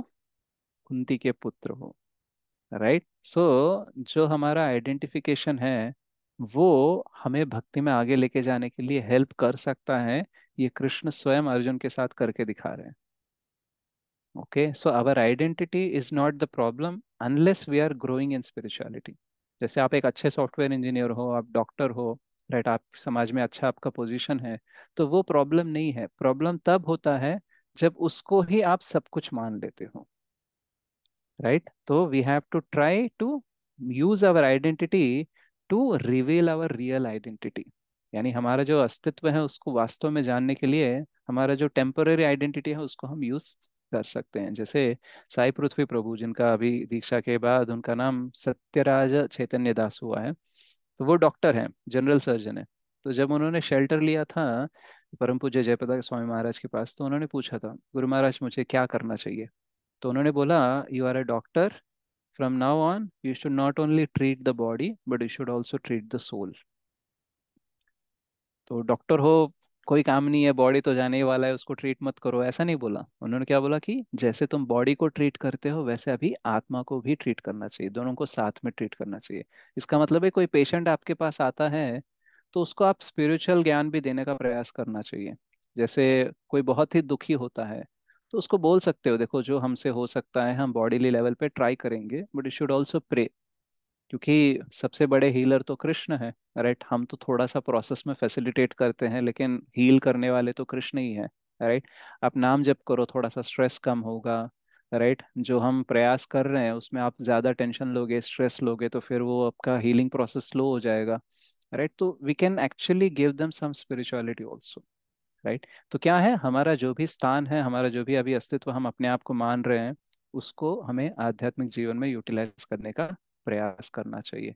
और फिर आने वाले पैराग्राफ्स में प्रभुपाद जी क्या बोलते हैं कि एक्चुअली जब भगवान नहीं होते हैं तो सब कुछ जो हम कर रहे हैं वो एक्चुअली वेस्ट हो जाता है, राइट। जैसे बहुत बार प्रभुपाद जी एग्जाम्पल देते हैं, जो भी हमारे पास स्किल टैलेंट, जो भी हमारे आइडेंटिटी है, जो भी धन संपत्ति है, सब कुछ जीरोस है। तो चार जीरोस को एक साथ लिखो तो उसका वैल्यू कितना है? वही है प्रभु जी। जीरो। लेकिन उस जीरो। चार जीरोस के लेफ्ट में वन लिखा जाए तो उसका वैल्यू कितना होगा? 10,000। 10,000 होता है। तो एक्चुअली हमारे जो सारे स्किल्स और टैलेंट्स है वो सारे जीरो है। कब तक जीरो है? क्योंकि कृष्ण नहीं होते हैं तो ये हाँ, सारे टैलेंट्स हमें क्या करेंगे? कर्म बंधन में ही बांधेंगे। You might be a great wealthy person, but whatever activities you do with that wealth, either you'll go to hell or you'll go to स्वर्ग, that is heaven. But you will not go beyond this hell and heaven. भौतिक जगत में ही फंसे रहोगे। लेकिन उसी संपत्ति के बाजू में, उसी एक्टिविटीज के बाजू में कृष्ण को आप लगा दो तो क्या हो जाएगा? आप हेल और हेवन से परे जाओगे, वैकुंठ या फिर गोलोक जा सकते हो। So Krishna is that one we should bring in our life so that all our zeros get valued. तो हमारे जो टैलेंट्स है, स्किल्स है, हमारा धन संपत्ति जो है वो वेस्ट नहीं है। वो वेस्ट तब तक है जब तक कृष्ण नहीं है। कृष्ण आ जाएंगे तो हर चीज का वैल्यू बढ़ जाएगा, राइट। कभी कभी हम देखते हैं कोई लैंड होता है गांव के बाहर में, राइट, तो उसकी वैल्यू नहीं होती है। लेकिन मान लो उसके बाजू से हाईवे जाने वाला है, उसके बाजू में एयरपोर्ट आने वाला है, तो क्या हो जाता है उसका वैल्यू? जाता है प्रभु जी। बढ़ जाता है।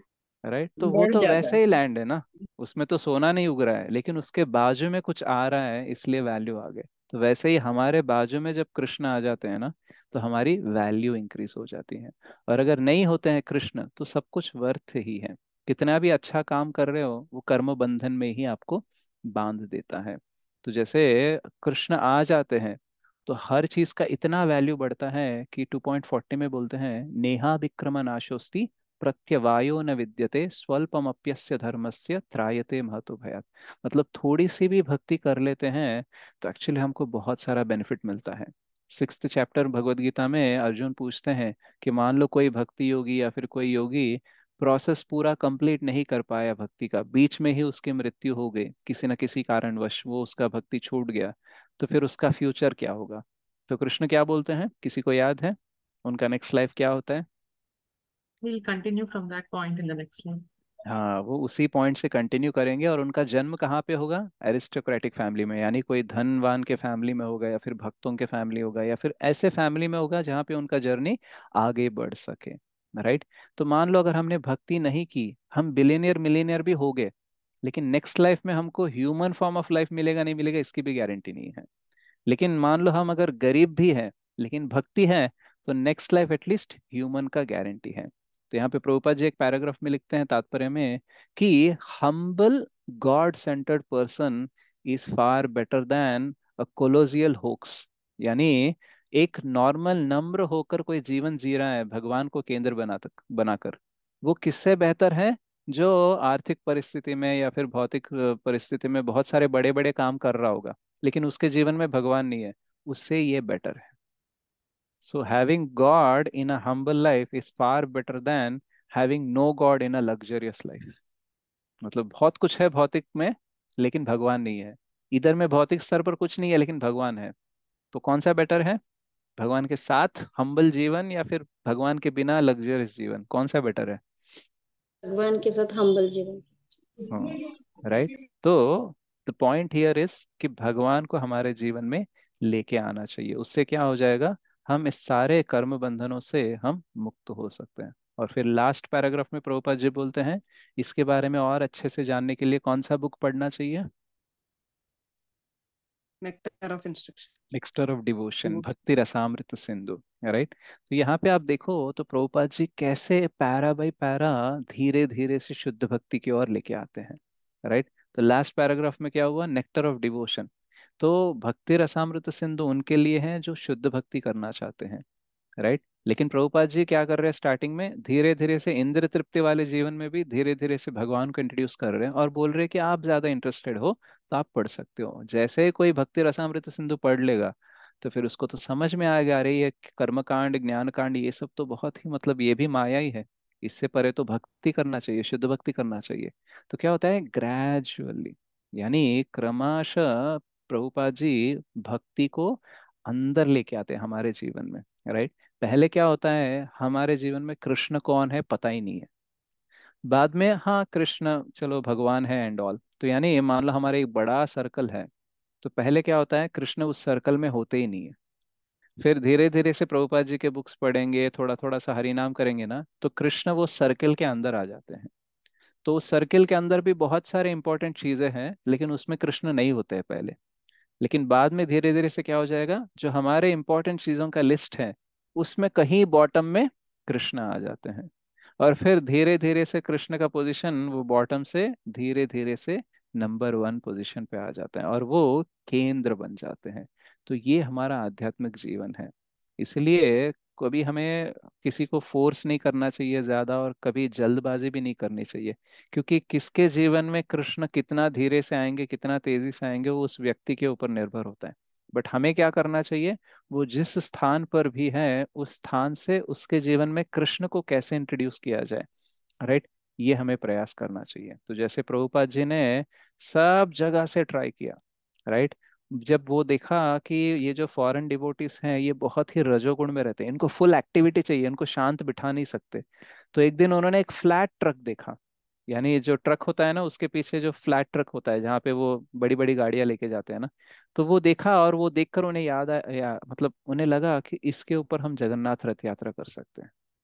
तो फ्लैट ट्रक वाले आइडिया को जगन्नाथ रथ यात्रा में कन्वर्ट करके उन्होंने क्या किया, इन सारे फॉरेनर जो रजोगुण में रहते हैं उनको डांस करना, इनको रास्ते पे कुछ नाचना बहुत अच्छा लगता है। पहले ये नाचते थे लेकिन पुलिस पकड़ के ले जाती थी, लेकिन रथ यात्रा में जब ये नाचने लगे तो पुलिस खुद सिक्योरिटी दे रही है, राइट। तो ये प्रभुपाद जी सोचते हैं कि मतलब कैसे भक्तों के जीवन में, मतलब जीव के जीवन में भगवान को धीरे धीरे से लेकर आए। तो कोई अच्छे से पेंटिंग करता है तो उसको प्रभुपाद जी नहीं बोले कि बैठ के आप 64 माला करो, वो बोले कि ठीक है आप माला करने का प्रयास करो, but can you make Krishna's painting. किसी को एडिटिंग आता है, लिखना आता है, तो उसको लिखने की सर्विस दी है, राइट। किसी को कुछ और ऑफिशियल्स के साथ बात करना आता है, बड़े बड़े कॉन्टैक्ट से, तो उसको प्रभुपाद जी बोलते हैं कि देखो ये मेरे शिष्य हैं, इनको आप वीजा दिलवाओ या फिर यहाँ की परमिशन दिलवाओ। तो जो कुछ भी कृष्णा के सेवा में कर सकता है उसको उसके स्थान पे वो प्रभुपाद जी उसको एंगेज करते थे। तो हमें भी क्या सोचना चाहिए कि देखो मैं अभी भगवान के साथ समन्वय में जीने के लिए डायरेक्टली जो भगवान सब कुछ बोल रहे हैं उसको मैं फॉलो नहीं कर सकता। एक सर्कल है जो भगवान बोल रहे हैं करने के लिए, एक सर्कल है जो मैं करना चाहता हूँ। तो हमें देखना है कि ये दोनों सर्कल जहाँ पे इंटरसेक्ट होते हैं, वो जो बीच वाला एरिया ना उस पे हमें फोकस करना चाहिए, राइट। ऐसे करते रहेंगे तो धीरे धीरे से हमारे जीवन में भी भक्ति बढ़ती जाएगी और हम भगवान के साथ समन्वय में जीने लगेंगे। तो पहले हमने पैराग्राफ में क्या देखा कि कैसे हमारा कर्म बंधन की वजह से हमारी मृत्यु होती है। तो हमने एग्जाम्पल देखा कि कैसे मूवी देखते हुए हीरो मर जाता है तो हम दुखी हो जाते हैं, लेकिन हीरो के मरने से हमें कुछ नहीं होता फिर भी हम दुखी हो जाते हैं, क्योंकि उसके साथ हमने अपने आप को आइडेंटिफाई करना शुरू किया। तो वैसे ही जब हम देह भावना के साथ जीने लगते हैं तो मृत्यु का डर रहता है और मृत्यु के दुख भी रहता है। बट हम देह भावना को छोड़कर आत्मा की भावना के साथ भगवान के साथ समन्वय के साथ जीना स्टार्ट कर देंगे, तो ये हमारी मृत्यु नहीं होगी, हम सच्चित आनंद है, और वैसे ही हमारा जीवन कंटिन्यू होगा। तो अब ये सब करना कैसे पॉसिबल है, आत्मा की भावना पर जीना और यहाँ से मुक्त होना कैसे पॉसिबल है, अकर्म करके। तो हमने देखा क्या कर्म है, क्या विकर्म है, क्या अकर्म है। और फिर इस अकर्म के और कौन लेके जा सकता है, वेद, वेदों का जो ज्ञान है वो लेके जा सकता है। कैसे, पहले तो इंद्र तृप्ति जो कर रहे हो उसको ही थोड़ा सा वैदिक पद्धति में कोई यज्ञ याग कर कर सुख भोग बढ़ाने का प्रयास कर लो, धीरे से कर्मकांड करके। धीरे धीरे से तुम्हारा शास्त्रों के ऊपर विश्वास बढ़ेगा और आगे जाके तुम्हारा वेदेश सर्वेर अहम एव विद्य, यानी भगवान ही परम लक्ष्य है, ये आप जान लोगे। तो वेद धीरे धीरे से अकर्म की ओर हमें लेके जाते हैं। और अकर्म करने से क्या होता है, कोई फल नहीं होता है, फल होगा तो स्वर्ग या नर्क जाओगे, फल ही नहीं है तो फिर वैकुंठ या फिर गोलोक चले जाओगे। तो ये धीरे धीरे से कैसे कर सकते हैं, हमारे इंद्र तृप्ति के जीवन में हम जिस स्तर पर हैं उसी स्तर पे धीरे धीरे से भगवान को इंट्रोड्यूस करना चाहिए। तो हमने एग्जाम्पल्स लिया कैसे हमारे आइडेंटिटी को भी हम भक्ति में आगे लेके जाने के लिए यूज कर सकते हैं। जैसे प्रभुपाद जी ने अखाड़े में व्रजलस को क्या बोला, हनुमान जी जैसे राम का नाम लेते हैं, बॉडी बिल्डिंग करते हैं, तो आप भी बॉडी बिल्डिंग करते टाइम राम का नाम लो। और आप क्षत्रिय हो और ब्राह्मणों की आपको सहायता करनी चाहिए, और ब्राह्मणों को क्षत्रियों की सहायता करनी चाहिए, तभी जाके हम अच्छे से धर्म का स्थापना कर सकते हैं, उसको मेंटेन कर सकते हैं। और वैसे ही उन्होंने अमेरिकन और इंडियंस का एग्जाम्पल लिया। आप इंडियंस हो, आपको सबको भगवत गीता समझना चाहिए और उसे प्रचार करना चाहिए। और अमेरिकन को बोलते हैं आप इतने अद्भुत एक्टिविटीज करते हो, आपको देख के लोग प्रेरणा लेते हैं, तो आपको क्या करना चाहिए, बहुत अच्छे से पंडाल प्रोग्राम करना चाहिए। तो ऐसे वो आइडेंटिटी को यूज करते हैं, और सेम ये कृष्ण भी करते हैं। राइट, एक जगह पे बताते हैं कि आप आत्मा हो, शरीर नहीं हो, लेकिन दूसरी जगह पे बताते हैं आप कौन्तेय हो, कुंती के पुत्र हो। तो क्यों? क्योंकि एंकरेज करने के लिए, तुम कुंती के पुत्र हो, तुम तो कर ही सकते हो। राइट। तो जो व्यक्ति जिस भी स्थान पर है, हमें उसे एंकरेज करना चाहिए उससे आगे बढ़ने के लिए। अगर कोई फूड डिस्ट्रीब्यूशन, अन्नदान करने में इंटरेस्टेड है, तो हमें ये नहीं बोलना चाहिए अन्नदान वेस्ट है, ये कुछ नहीं है। उसे बोलना चाहिए ठीक है अन्नदान करो, लेकिन भगवान को भोग लगा के करो, ताकि उसका जो भी अन्न खाएगा वो, उसका शारीरिक ही नहीं मानसिक और आध्यात्मिक पोषण भी होते रहेगा। और आगे आने आने वाले पैराग्राफ में प्रभुपाद जी ने क्या बोला, कि कृष्ण के बिना जीवन व्यर्थ है। राइट, क्यों? क्योंकि सारे जीरोस हैं, और वो जीरो के बाजू में वन लगाओ देखो तो सबको वैल्यू आ जाएगा। और कृष्ण भक्ति करने से क्या होता है, कि त्रायते महतो भयात, बहुत सारे डेंजर से कृष्ण बचाएंगे, और नेक्स्ट लाइफ में भी आप यहाँ से कंटिन्यू कर सकते हो। और भक्ति के बारे में और जानना है, तो नेक्टर ऑफ डिवोशन पढ़ने का प्रयास कीजिए। तो ग्रेजुअली भगवान को हमारे सर्कल में लेके आ रहे हैं, और धीरे धीरे से भगवान को केंद्र बनाने का प्रयास कर रहे हैं प्रभुपाद जी। तो ईशोपनिषद भी वही कर रहे हैं। क्या कर रहे हैं? हमें समन्वय में भगवान के साथ कैसे जीना है, ये सीख देने का प्रयास कर रहे हैं। तो इससे हम सीख कर अगर भगवान को केंद्र बनाएंगे, तो हम किसी भी स्थान पर हो, हम धीरे धीरे से भगवत धाम की ओर बढ़ सकते हैं। ओके। सो श्री ईशोपनिषद की जय, श्रील प्रभुपाद की जय। हरे कृष्णा। कोई प्रश्न है तो, कुछ है तो आप पूछ सकते हो। Very well, Prabhuji. Very nice class. Thank you so much. Thank Hari you बोल माता प्रभु जी। जी, थैंक यू। हरि बोल प्रभु जी, थैंक यू। हरे कृष्णा प्रभु जी, बहुत सुंदर क्लास दी आपने। देर आए दुरुस्त आए, बहुत बढ़िया। Thank you so much. Well, Hari Prabhuji, बोल, Hare Krishna. thank thank you you so Mata much, ji. Prabhuji, for wonderful nectar. Today you gave such a beautiful way. Hari Hari Bol, Prabhu. Thank you Mata ji. Thank you anyone Prabhu has, ji. Thank you, hello anyone shloka has any जपते question? रहिए। Hare Krishna. So much, ఏం Prabhuji. చెప్పాను? श्लोक हो गया। Yeah yes ప్రభు, నాకు కూడా అనిపించింది ఒక దగ్గర చాలా ఫాస్ట్ అయ్యింది, కొంచెం స్లోగా చెప్తే రాసుకోవడానికి కన్వీనియంట్ ఉంటదని. హరే కృష్ణ, క్షమించండి సో ఇప్పుడు ఇలా అన్నది. ఫాస్ట్ గా చెప్పానా, స్లోగా చెప్పానా? నాకైతే ఫాస్ట్ స్లో గా చెప్పారు, అనిపించింది ఒక ప్రభు. దగ్గర మిడిల్ లో ఫాస్ట్ గా వెళ్ళారు, రాసుకోవడానికి ఇబ్బంది అయింది ప్రభు, పాయింట్ మిస్ అయినట్టు అనిపించింది అందుకనే. Hare I will Krishna. Provide recordings, और उसको आप 0.75 या 0.5 स्पीड में रख के देखो तो वो स्लो हो जाएगा। तो श्योर प्रभु जी, डेफिनेटली हम करेंगे वो भी। हरे कृष्ण। या anyone has any questions? Anyone और टू? हरे कृष्ण प्रभु जी। यस माता जी। तो प्रभु जी, आप अभी अभी आप बोल रहे थे ना, breath breath I mean breath के हिसाब से हमारी आयु बनती है। तो अगर कोई कोई काम नहीं करे, तो कर्म नहीं करे, तो उनकी आयु लाइफ टाइम ज्यादा होती है क्या? नहीं, कुछ नहीं करोगे तो एंजाइटी होती है, उसमें भी आप ज्यादा सांसें लेने लगते हो। Right, anxiety. ओनली सत्व, हाँ एंजाइटी सत्व गुण में होते हैं तो ही हम कम ब्रेथ्स लेते हैं। You know, many yogis they live for long. Why? Because in one breath they can wipe out days. एक बार ऐसे उसको होल्ड करके रख सकते हो बहुत दिनों के लिए, उसके बाद में ही निश्वास करेंगे। तो इसलिए they have a very long life time. तो हम क्या करेंगे, हम एंजाइटी में होंगे तो सांस फूलने लगती है ना, heart beats very fast. If you don't do, then you are doing something on a thought level. The most of the अगर टाइम्स आप शांत पता है कब रहते हो? जब हम्म। आप कोई काम कर रहे हो तो ही शांत रहते हो। मैनी हाँ। People when they are depressed, उनको बहुत एंजाइटी है, बहुत डिप्रेशन है ना, तो सजेशन देते हैं काउंसलर कि कुछ काम करो। Because when you are empty idle, then your anxiety will be high, your worry level will be high. इसलिए many people to avoid some depressing thoughts they engage for a long time in the work or for a long time in doing something. That's how they can come out of their own mind. अपने वो मन का जो माया जाल होता है उससे बाहर निकलते हैं. तो कुछ करो ना करो, सांसें तो जाने ही वाली है. तेलुगु में सांसें तो कॉमेडी जाने में बोल, वाली है, या पक्का। Ice cream melts no whether you eat or not. Yes Prabhu ji. Right. So similarly, you have to think like what I should do so that I can take less breath. But it doesn't mean that you stop breathing, okay? You will die. बोले ईशोपनिषद का class सुना हमने, मर गए फिर. Yes. Any other thank question? You Yeah. Prabhu ji, thank you, Hare. Gurupandi Mata जी. हरे कृष्णा श्रेयस प्रभु जी बेटा। Yes माता जी. प्रणाम हरे बेटा। कृष्णा. कॉन्ग्रेचुलेशन, बधाई हो। Thank you मेरा माता बेटा जी. को मेरा बेटा श्रेयस प्रभु जी से श्री ऋषिकेश दास. श्री ऋषिकेश दास जी बन गए हैं। बधाई हो। हाँ, तो मेरा क्वेश्चन ये था कि बेटा कि अपन सब में कृष्णा है ना। तो जैसे अपन खा रहे हैं, पी रहे हैं, उठ रहे हैं, तो इसकी वजह भी अपने अंदर जो कृष्णा है उसी के वजह से ये सब हो रहा है। हम्म. Yes. हाँ, तो जैसे हम उठना चाह रहे हैं, उठ नहीं पा रहे हैं, तो इसकी वजह क्या है? मतलब भगवान सैंक्शन करते हैं, इच्छा को उत्पन्न नहीं करते.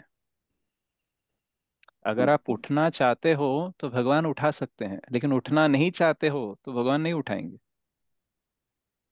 हम्म। So man proposes, God disposes बोलते हैं. यानी व्यक्ति या फिर जीव इच्छा को उत्पन्न करता है, व्यक्त करता है, तो भगवान उसकी ये देते हैं, क्या बोलते हैं, सैंक्शन करते हैं, अनुमति देते हैं. इसलिए परमात्मा जो हमारे हृदय में होते हैं वो उपदृष्टा अनुमंता है. यानी वो देखते हैं और वो अप्रूव भी करते हैं. जैसे आप बैंक में, आपके पास हम्म। पैसे हैं, लेकिन बैंक में आप पैसे लेने जा ही नहीं रहे हो, तो बैंक आएगा कि आपके घर पैसे ले लो, बहुत दिन हो गए आप नहीं ले रहे हो? नहीं आएगा। नहीं. लेकिन आप बैंक आओगे तो वो हम्म। आपका अकाउंट देख के आपको जितने मिल सकते हैं उतने देंगे.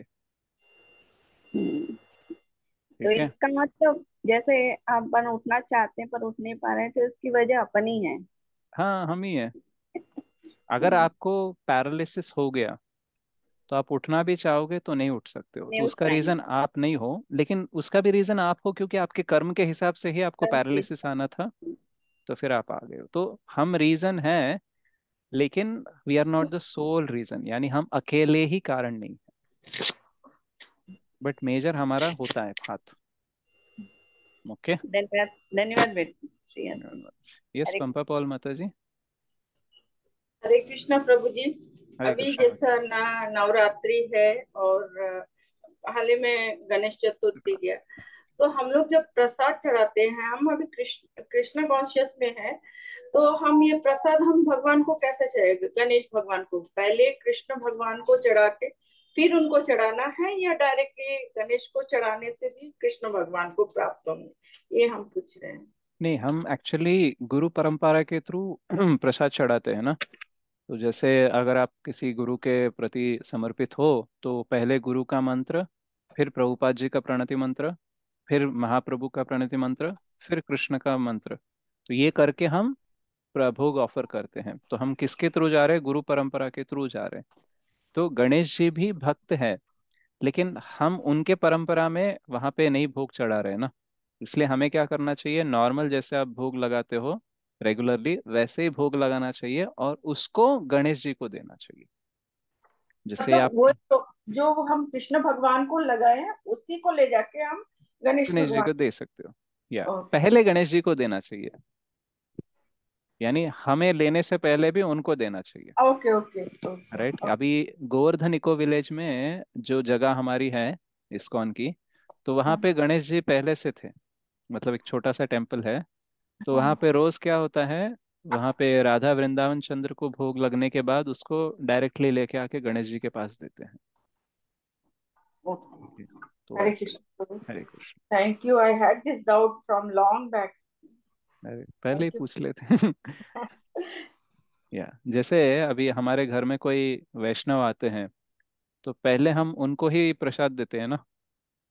तो वैसे ही गणेश जी भी वैष्णव है, दुर्गा देवी भी वैष्णव है, वैष्णवी है, राइट। तो भगवान को भोग लगाकर उनको फर्स्ट देना चाहिए।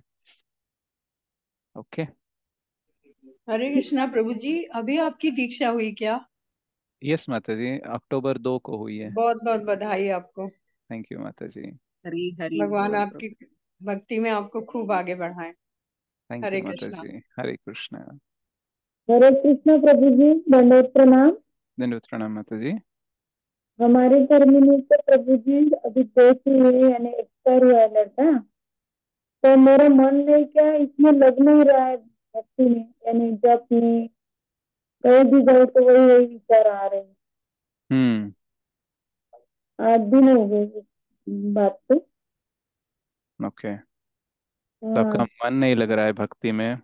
बहुत देर, यानी मैं दिन रात कृष्ण का ही ध्यान करती थी, तो अभी हम्म। दूर गए हम दोनों भी।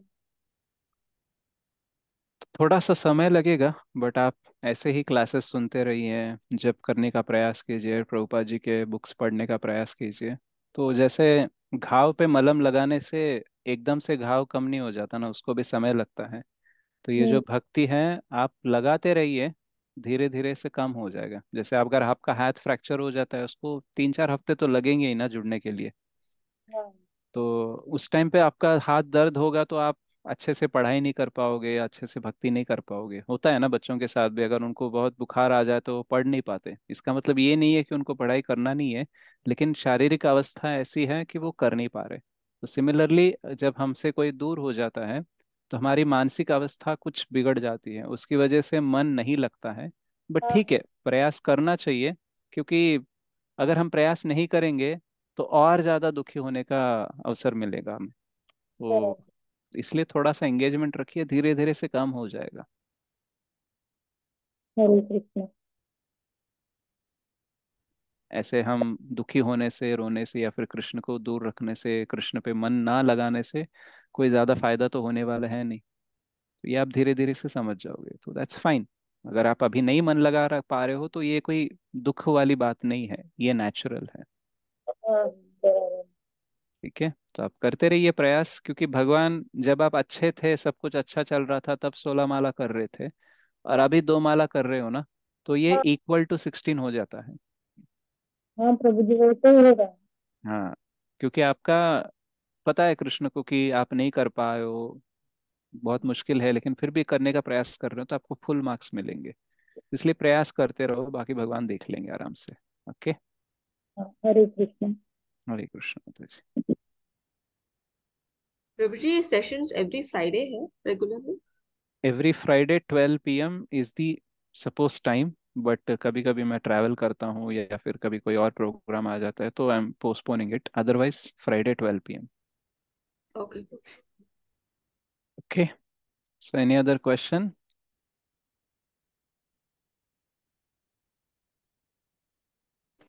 हरे कृष्ण प्रभु जी। हरे प्रभु कृष्ण माता जी, जी। अभी आप बोले कि हम गुरु परंपरा से हमें भोग लगाना चाहिए।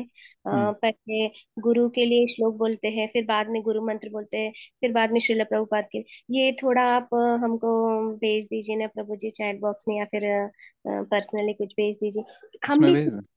हम भी बोल सके ऐसा। या मतलब आप गुरु से आश्रय नहीं लिए हो, तो फिर आप सिर्फ प्रभुपाद जी का और वही 3 मंत्र आप लिखना है तो लिख लीजिए। प्रभुपाद जी का प्रणव मंत्र पता है ना? हाँ, नमो बोल। विष्णुपादाय कृष्णप्रेष्ठाय भूतले श्रीमते भक्तिवेदांत स्वामिनिति नामिने नमस्ते सारस्वते देवे गौरवाणी प्रचारिणे निर्विशेष शून्यवादी पाश्चात्य देश तारिणे। ये 3 बार बोलना है। अच्छा, उसके ये बाद बात। में, हाँ, उसके बाद में नमो महावदन्याय कृष्ण प्रेम प्रदायते कृष्णाय कृष्ण चैतन्य नामिने गौरत्विषे नमः। ये 3 बार बोलना चाहिए। और उसके बाद में कृष्ण का एक और प्रणति मंत्र होता है, नमो ब्राह्मण्य देवाय गो ब्राह्मण्य हिताय च जगत हिताय कृष्णाय गोविंदाय नमो नमः। ये 3 बार बोलना चाहिए।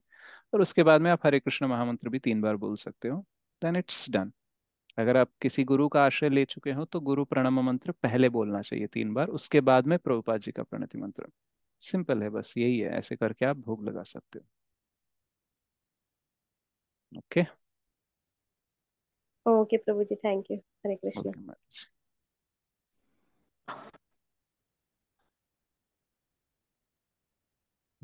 मेरी आवाज आ रही प्रभु जी?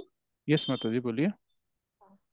जैसे आप प्रभु जी बता रहे थे कि जब माला कर दो तो काउंटिंग हो जाती, जैसे भी माता जी का सवाल था ना, हम्म। तो जब हम 16 माला करते हैं तो कभी कभी एक दो माला में हम लोग कहीं की कहीं हमारा मन चल जाता है, तो क्या वो काउंट होती है क्या?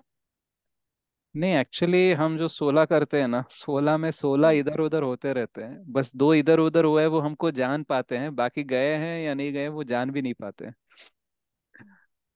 तो हमको काउंट होंगे ना होंगे इसके ज्यादा ध्यान देना चाहिए कि मैं हर मंत्र को अच्छे से सुन पा रहा हूँ क्या, क्योंकि एक शुद्ध नाम भी काफी है हमें गोलोक लेके जाने के लिए। राइट। तो हमें हर मंत्र पे ध्यान देना चाहिए। हरे कृष्ण कृष्ण कृष्ण हरे हरे, हरे राम राम राम हरे हरे। बस ये जब मंत्र बोल रहे हो बस इसी मंत्र को सुनो। आगे और कितने मंत्र करने हैं, पिछले माला कैसे हुए हैं, पिछली बार जिंदगी में क्या हुआ है, आगे क्या होने वाला है, ये सब छोड़ दो। सिर्फ उसी मंत्र पे ध्यान दो। मतलब आपको ऐसा लगना चाहिए कि हर रोज मुझे 1728 मिलते हैं शुद्ध नाम करने के। तो 1728 होते हैं ना, 16 × 108। तो उसमें से मैक्सिमम मुझे ट्राई करना चाहिए। जैसे मान लो अगर आपको कोई, ये पता है आपको, वैसे धनुष मारते हैं बुलजाई पे, टारगेट होता है, सर्कल होता है, पता है? हाँ। तो उसको सेंटर में मारने के लिए हमको रोज कितने चांस मिलते हैं?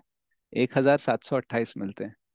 तो ज्यादा से ज्यादा बाण हम सेंटर में मारने का प्रयास करना चाहिए। तो एक भी लग गया ना प्रॉपरली, तो फिर हम गोलोक जा सकते हैं।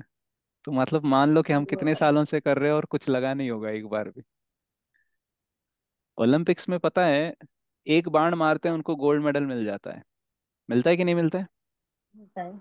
लेकिन वो एक मारने के लिए पता है वो कितने सालों से कितने मारे होंगे। तो हम जो जप कर रहे हैं हमें हर मंत्रा को फोकस करके करने का प्रयास करना चाहिए। धीरे धीरे से सारे के सारे मालाएं भी शुद्ध हो सकते हैं। ओके। और कौन से हरे काउंट होंगे कौन से नहीं होंगे वो कृष्ण को ही पता है, और कृष्ण के पास जाने के बाद ही पूछेंगे। ओके। हरे कृष्ण। हरे हरे कृष्ण प्रभु जी। ये यस। जो हम एक्स्ट्रा माला करते हैं, डेडिकेटेड टू गुरु महाराज करते हैं, वो हम्म। कैसा, हम जस्ट मन में सोचने से ही काफी है क्या? काफी है, सोचने से ही ओके। काफी है। मंत्र को प्रोग्राम कर सकते हैं। मतलब जैसे कभी कभी हम बोलते हैं ना, किसी की तबीयत खराब है तो उनके लिए हम एक बार हरे कृष्ण महामंत्र चैंट करेंगे। तो मंत्र प्रोग्रामेबल है। यानी हम कृष्ण को बोल सकते हैं कि मैं इस जप करने का, उच्चार करने का फल ना उसको मिलना चाहिए। जैसे हम एकादशी के कथा पे देखते हैं ना कि कोई व्रत करता है और उसका फल किसी और को दे देता है। राइट। तो इट्स प्रोग्रामेबल। मंत्र है ना, चेतना युक्त है, इसलिए प्रोग्रामेबल है, जड़ नहीं है। तो आप अगर सोच लो कि ये माला मैं गुरु महाराज के लिए कर रहा हूँ एक्स्ट्रा, तो गुरु महाराज के लिए जाएगा। हरे कृष्ण प्रभु, दंडवत प्रणाम। दंडवत प्रणाम। Okay, so if all done, so हम भोग आरती का जो यशोमती नंदन कीर्तन है वो करके will close the session. Prabhu ji please one last question Prabhu ji. Yes Prabhu ji Mata ji. चतुर्मास के इस मंथ में दूध मिल्क नहीं लेना चाहिए ना, तो हम्म। मैं गलती से बैम्बिनो स्वीट में ऐड करते ना हम्म। तो खा ली थी प्रभु जी, तो ये कंसिडर होगी या ब्रेक होगी क्या? मैं पूछता हूँ अभी, आप क्लास होने के बाद कृष्ण को कॉल करके पूछता हूँ। ओ सरोजा माता जी का पायसम का अकाउंट होगा नहीं हो। आप लोग मुझे प्रश्न भी ऐसे पूछते हो जैसे कि मुझे सब पता है। हाँ, नो प्रभु जी, स्टार्ट में क्या क्या है कि मिल्क ऐड करने, आई मीन स्वीट्स खा सकते हैं बोल के एक्सेप्शन में है, बट बट एक्चुअली क्या होता है कि मिल्क के साथ कुछ और मिक्स हो जाता है तो दैट्स ओके बोलते हैं। या बट एग्जैक्टली होता है नहीं होता है पता नहीं, बट बेटर कि ऐसे रिस्क ना ले, और अगर आप पालन कर रहे हो दूध ना पीने तो अवॉइड ही करो ना। हाँ दूध, नो दूध तो नहीं ले रही, बट हाँ, ये स्वीट पायसम खा भी मत लेते। लो, क्योंकि नो बहुत सारे अलग या अलग स्वीट है ना जिसका डायरेक्टली दूध का ओके फॉर्म ओके नहीं होता है। या तो ट्राई दैट, एंड अगर गलती से ले भी लिया है तो इग्नोर करो। मतलब जैसे कभी कभी आप निर्जल कर रहे हो, राइट? अब पानी पी लिया आपने गलती से, तो वो गलती से हो गया ना, उसके बाद में चलो आप पानी तो पी ही लिया है तो ब्रेक ही कर देते हैं। हाँ, उसके ये बाद वाला मैं नहीं करना चाहिए। नहीं। हाँ, या ये वाला प्रभु नहीं जी। करना चाहिए। अच्छा गलती से हो गया, फाइन, उसको इग्नोर करो। अभी फिर से मे बी या कृष्णा कंट्रोल जेड अंडू करते हैं नहीं करते पता नहीं है, तो बट फाइन। आप तो हाँ। प्रैक्टिस करो एटलीस्ट। गलती से एक ही बार हुआ ना, वांटेडली तो नहीं हुआ, तो कृष्णा कैन कंसिडर। सी हम जो कुछ भी कर रहे हैं ना, कृष्णा ज्यादा से ज्यादा, मतलब कैसे बताया जाए, क्वेश्चन का आंसर हमको नहीं पता है, लेकिन क्वेश्चन नंबर भी डाल देंगे ना तो हमें मार्क्स देने के लिए वो रेडी होते हैं, ओह, राइट? सुपर तो अच्छा। Krishna doesn't consider so much about all this things. He considers कि क्या मूड है आपका। जैसे आप निर्जल कर रहे हो, दूध आप मना कर रहे हो, लेकिन कोई दूध पी रहा है तो उसको बोल रहे हो इंद्र तृप्ति के सिवा कुछ आता ही नहीं तुमको, ऑलवेज सेंस ग्रेटिफाइंग। ऐसा बोल दिया, आपका भी वो चातुर्मास चला गया।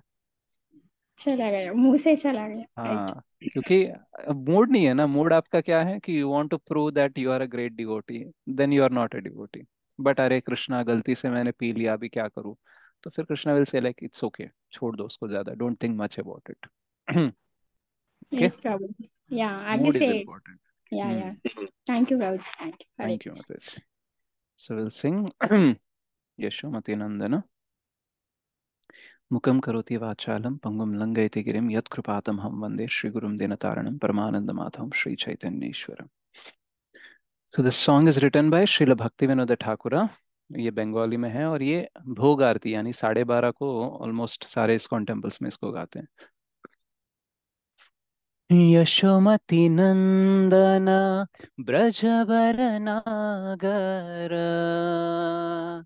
यशोमती नंदन ब्रजवर नागर, गोकुल रंजन काना,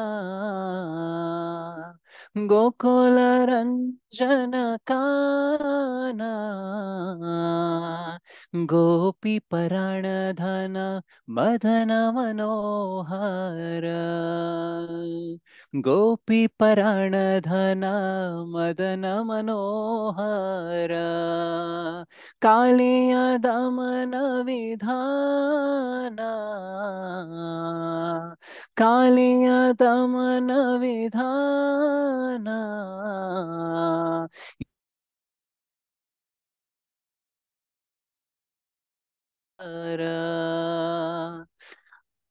अमल हरि नाम अविलासा, अमल हरि नाम अविलासा, विपिन पुरंदर नवीन नगर भोरा, बंसी बदन सुवासा, यशोमती नंदन ब्रजवर नागर, ब्रज जन पालन असुर कुल नाशन, नंद गोधन राखोवाला, नंद गोधन राखोवाला,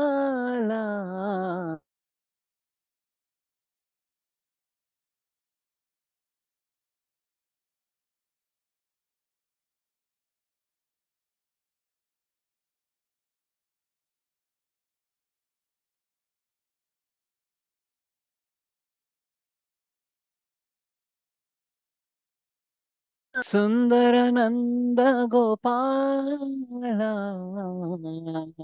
यशोमती नंदन ब्रजवर नागर, जमुना तटचर गोपी बसनहार, रास रसिका कृपा मोया, श्री राधा वल्लभ वृंदावन नटवर, श्री राधा वल्लभ वृंदावन नटवर, भक्ति विनोदाश्रय, भक्ति विनोदाश्रय यशोमति नंदन ब्रजवरनागर। हरे कृष्ण कृष्ण कृष्ण हरे हरे, हरे राम राम राम हरे हरे। हरे कृष्ण कृष्ण कृष्ण हरे हरे, हरे राम राम राम हरे हरे। हरे कृष्ण कृष्ण कृष्ण हरे हरे, हरे राम राम राम हरे हरे। श्री भक्ति विनोद ठाकुर की जय, ब्रजेंद्र नंदन श्री कृष्ण चंद्र की जय, श्रील प्रभुपाद की जय। Thank you very much Mata ji and Prabhu ji. So will see you next week. तो नेक्स्ट वीक फ्राइडे तो कहीं नहीं जा रहे, तो आई थिंक क्लास होगा। तो we all will meet on next Friday with mantra 3। जो मंत्र 3 है उसका हम करेंगे। तो मंत्र 3 हो जाएगा तो फर्स्ट सेक्शन कंप्लीट हो जाएगा। ओके, सो वांछा कल्पतरुभ्यश्च कृपा सिंधुभ्यैव च पतितानां पावनेभ्यो वैष्णवेभ्यो नमो नमः। श्री श्री राधा मदन मोहन जी की जय, श्री श्री गौर निताई की जय, श्री श्री जगन्नाथ बलदेव सुभद्रा माई की जय, श्री उपनिषद की जय, श्रील प्रभुपाद की जय, कलियुग पावन हरिनाम संकीर्तन की जय। निताई गौर प्रेमानंदे, हरि हरि बोल। हरे बोल। Hare thank Krishna you. Hare Krishna. Recording में शेयर करूंगा थोड़ी देर में। Okay, yeah Hare Krishna. Thank you very much. Krishna. Thank you. Hare Krishna.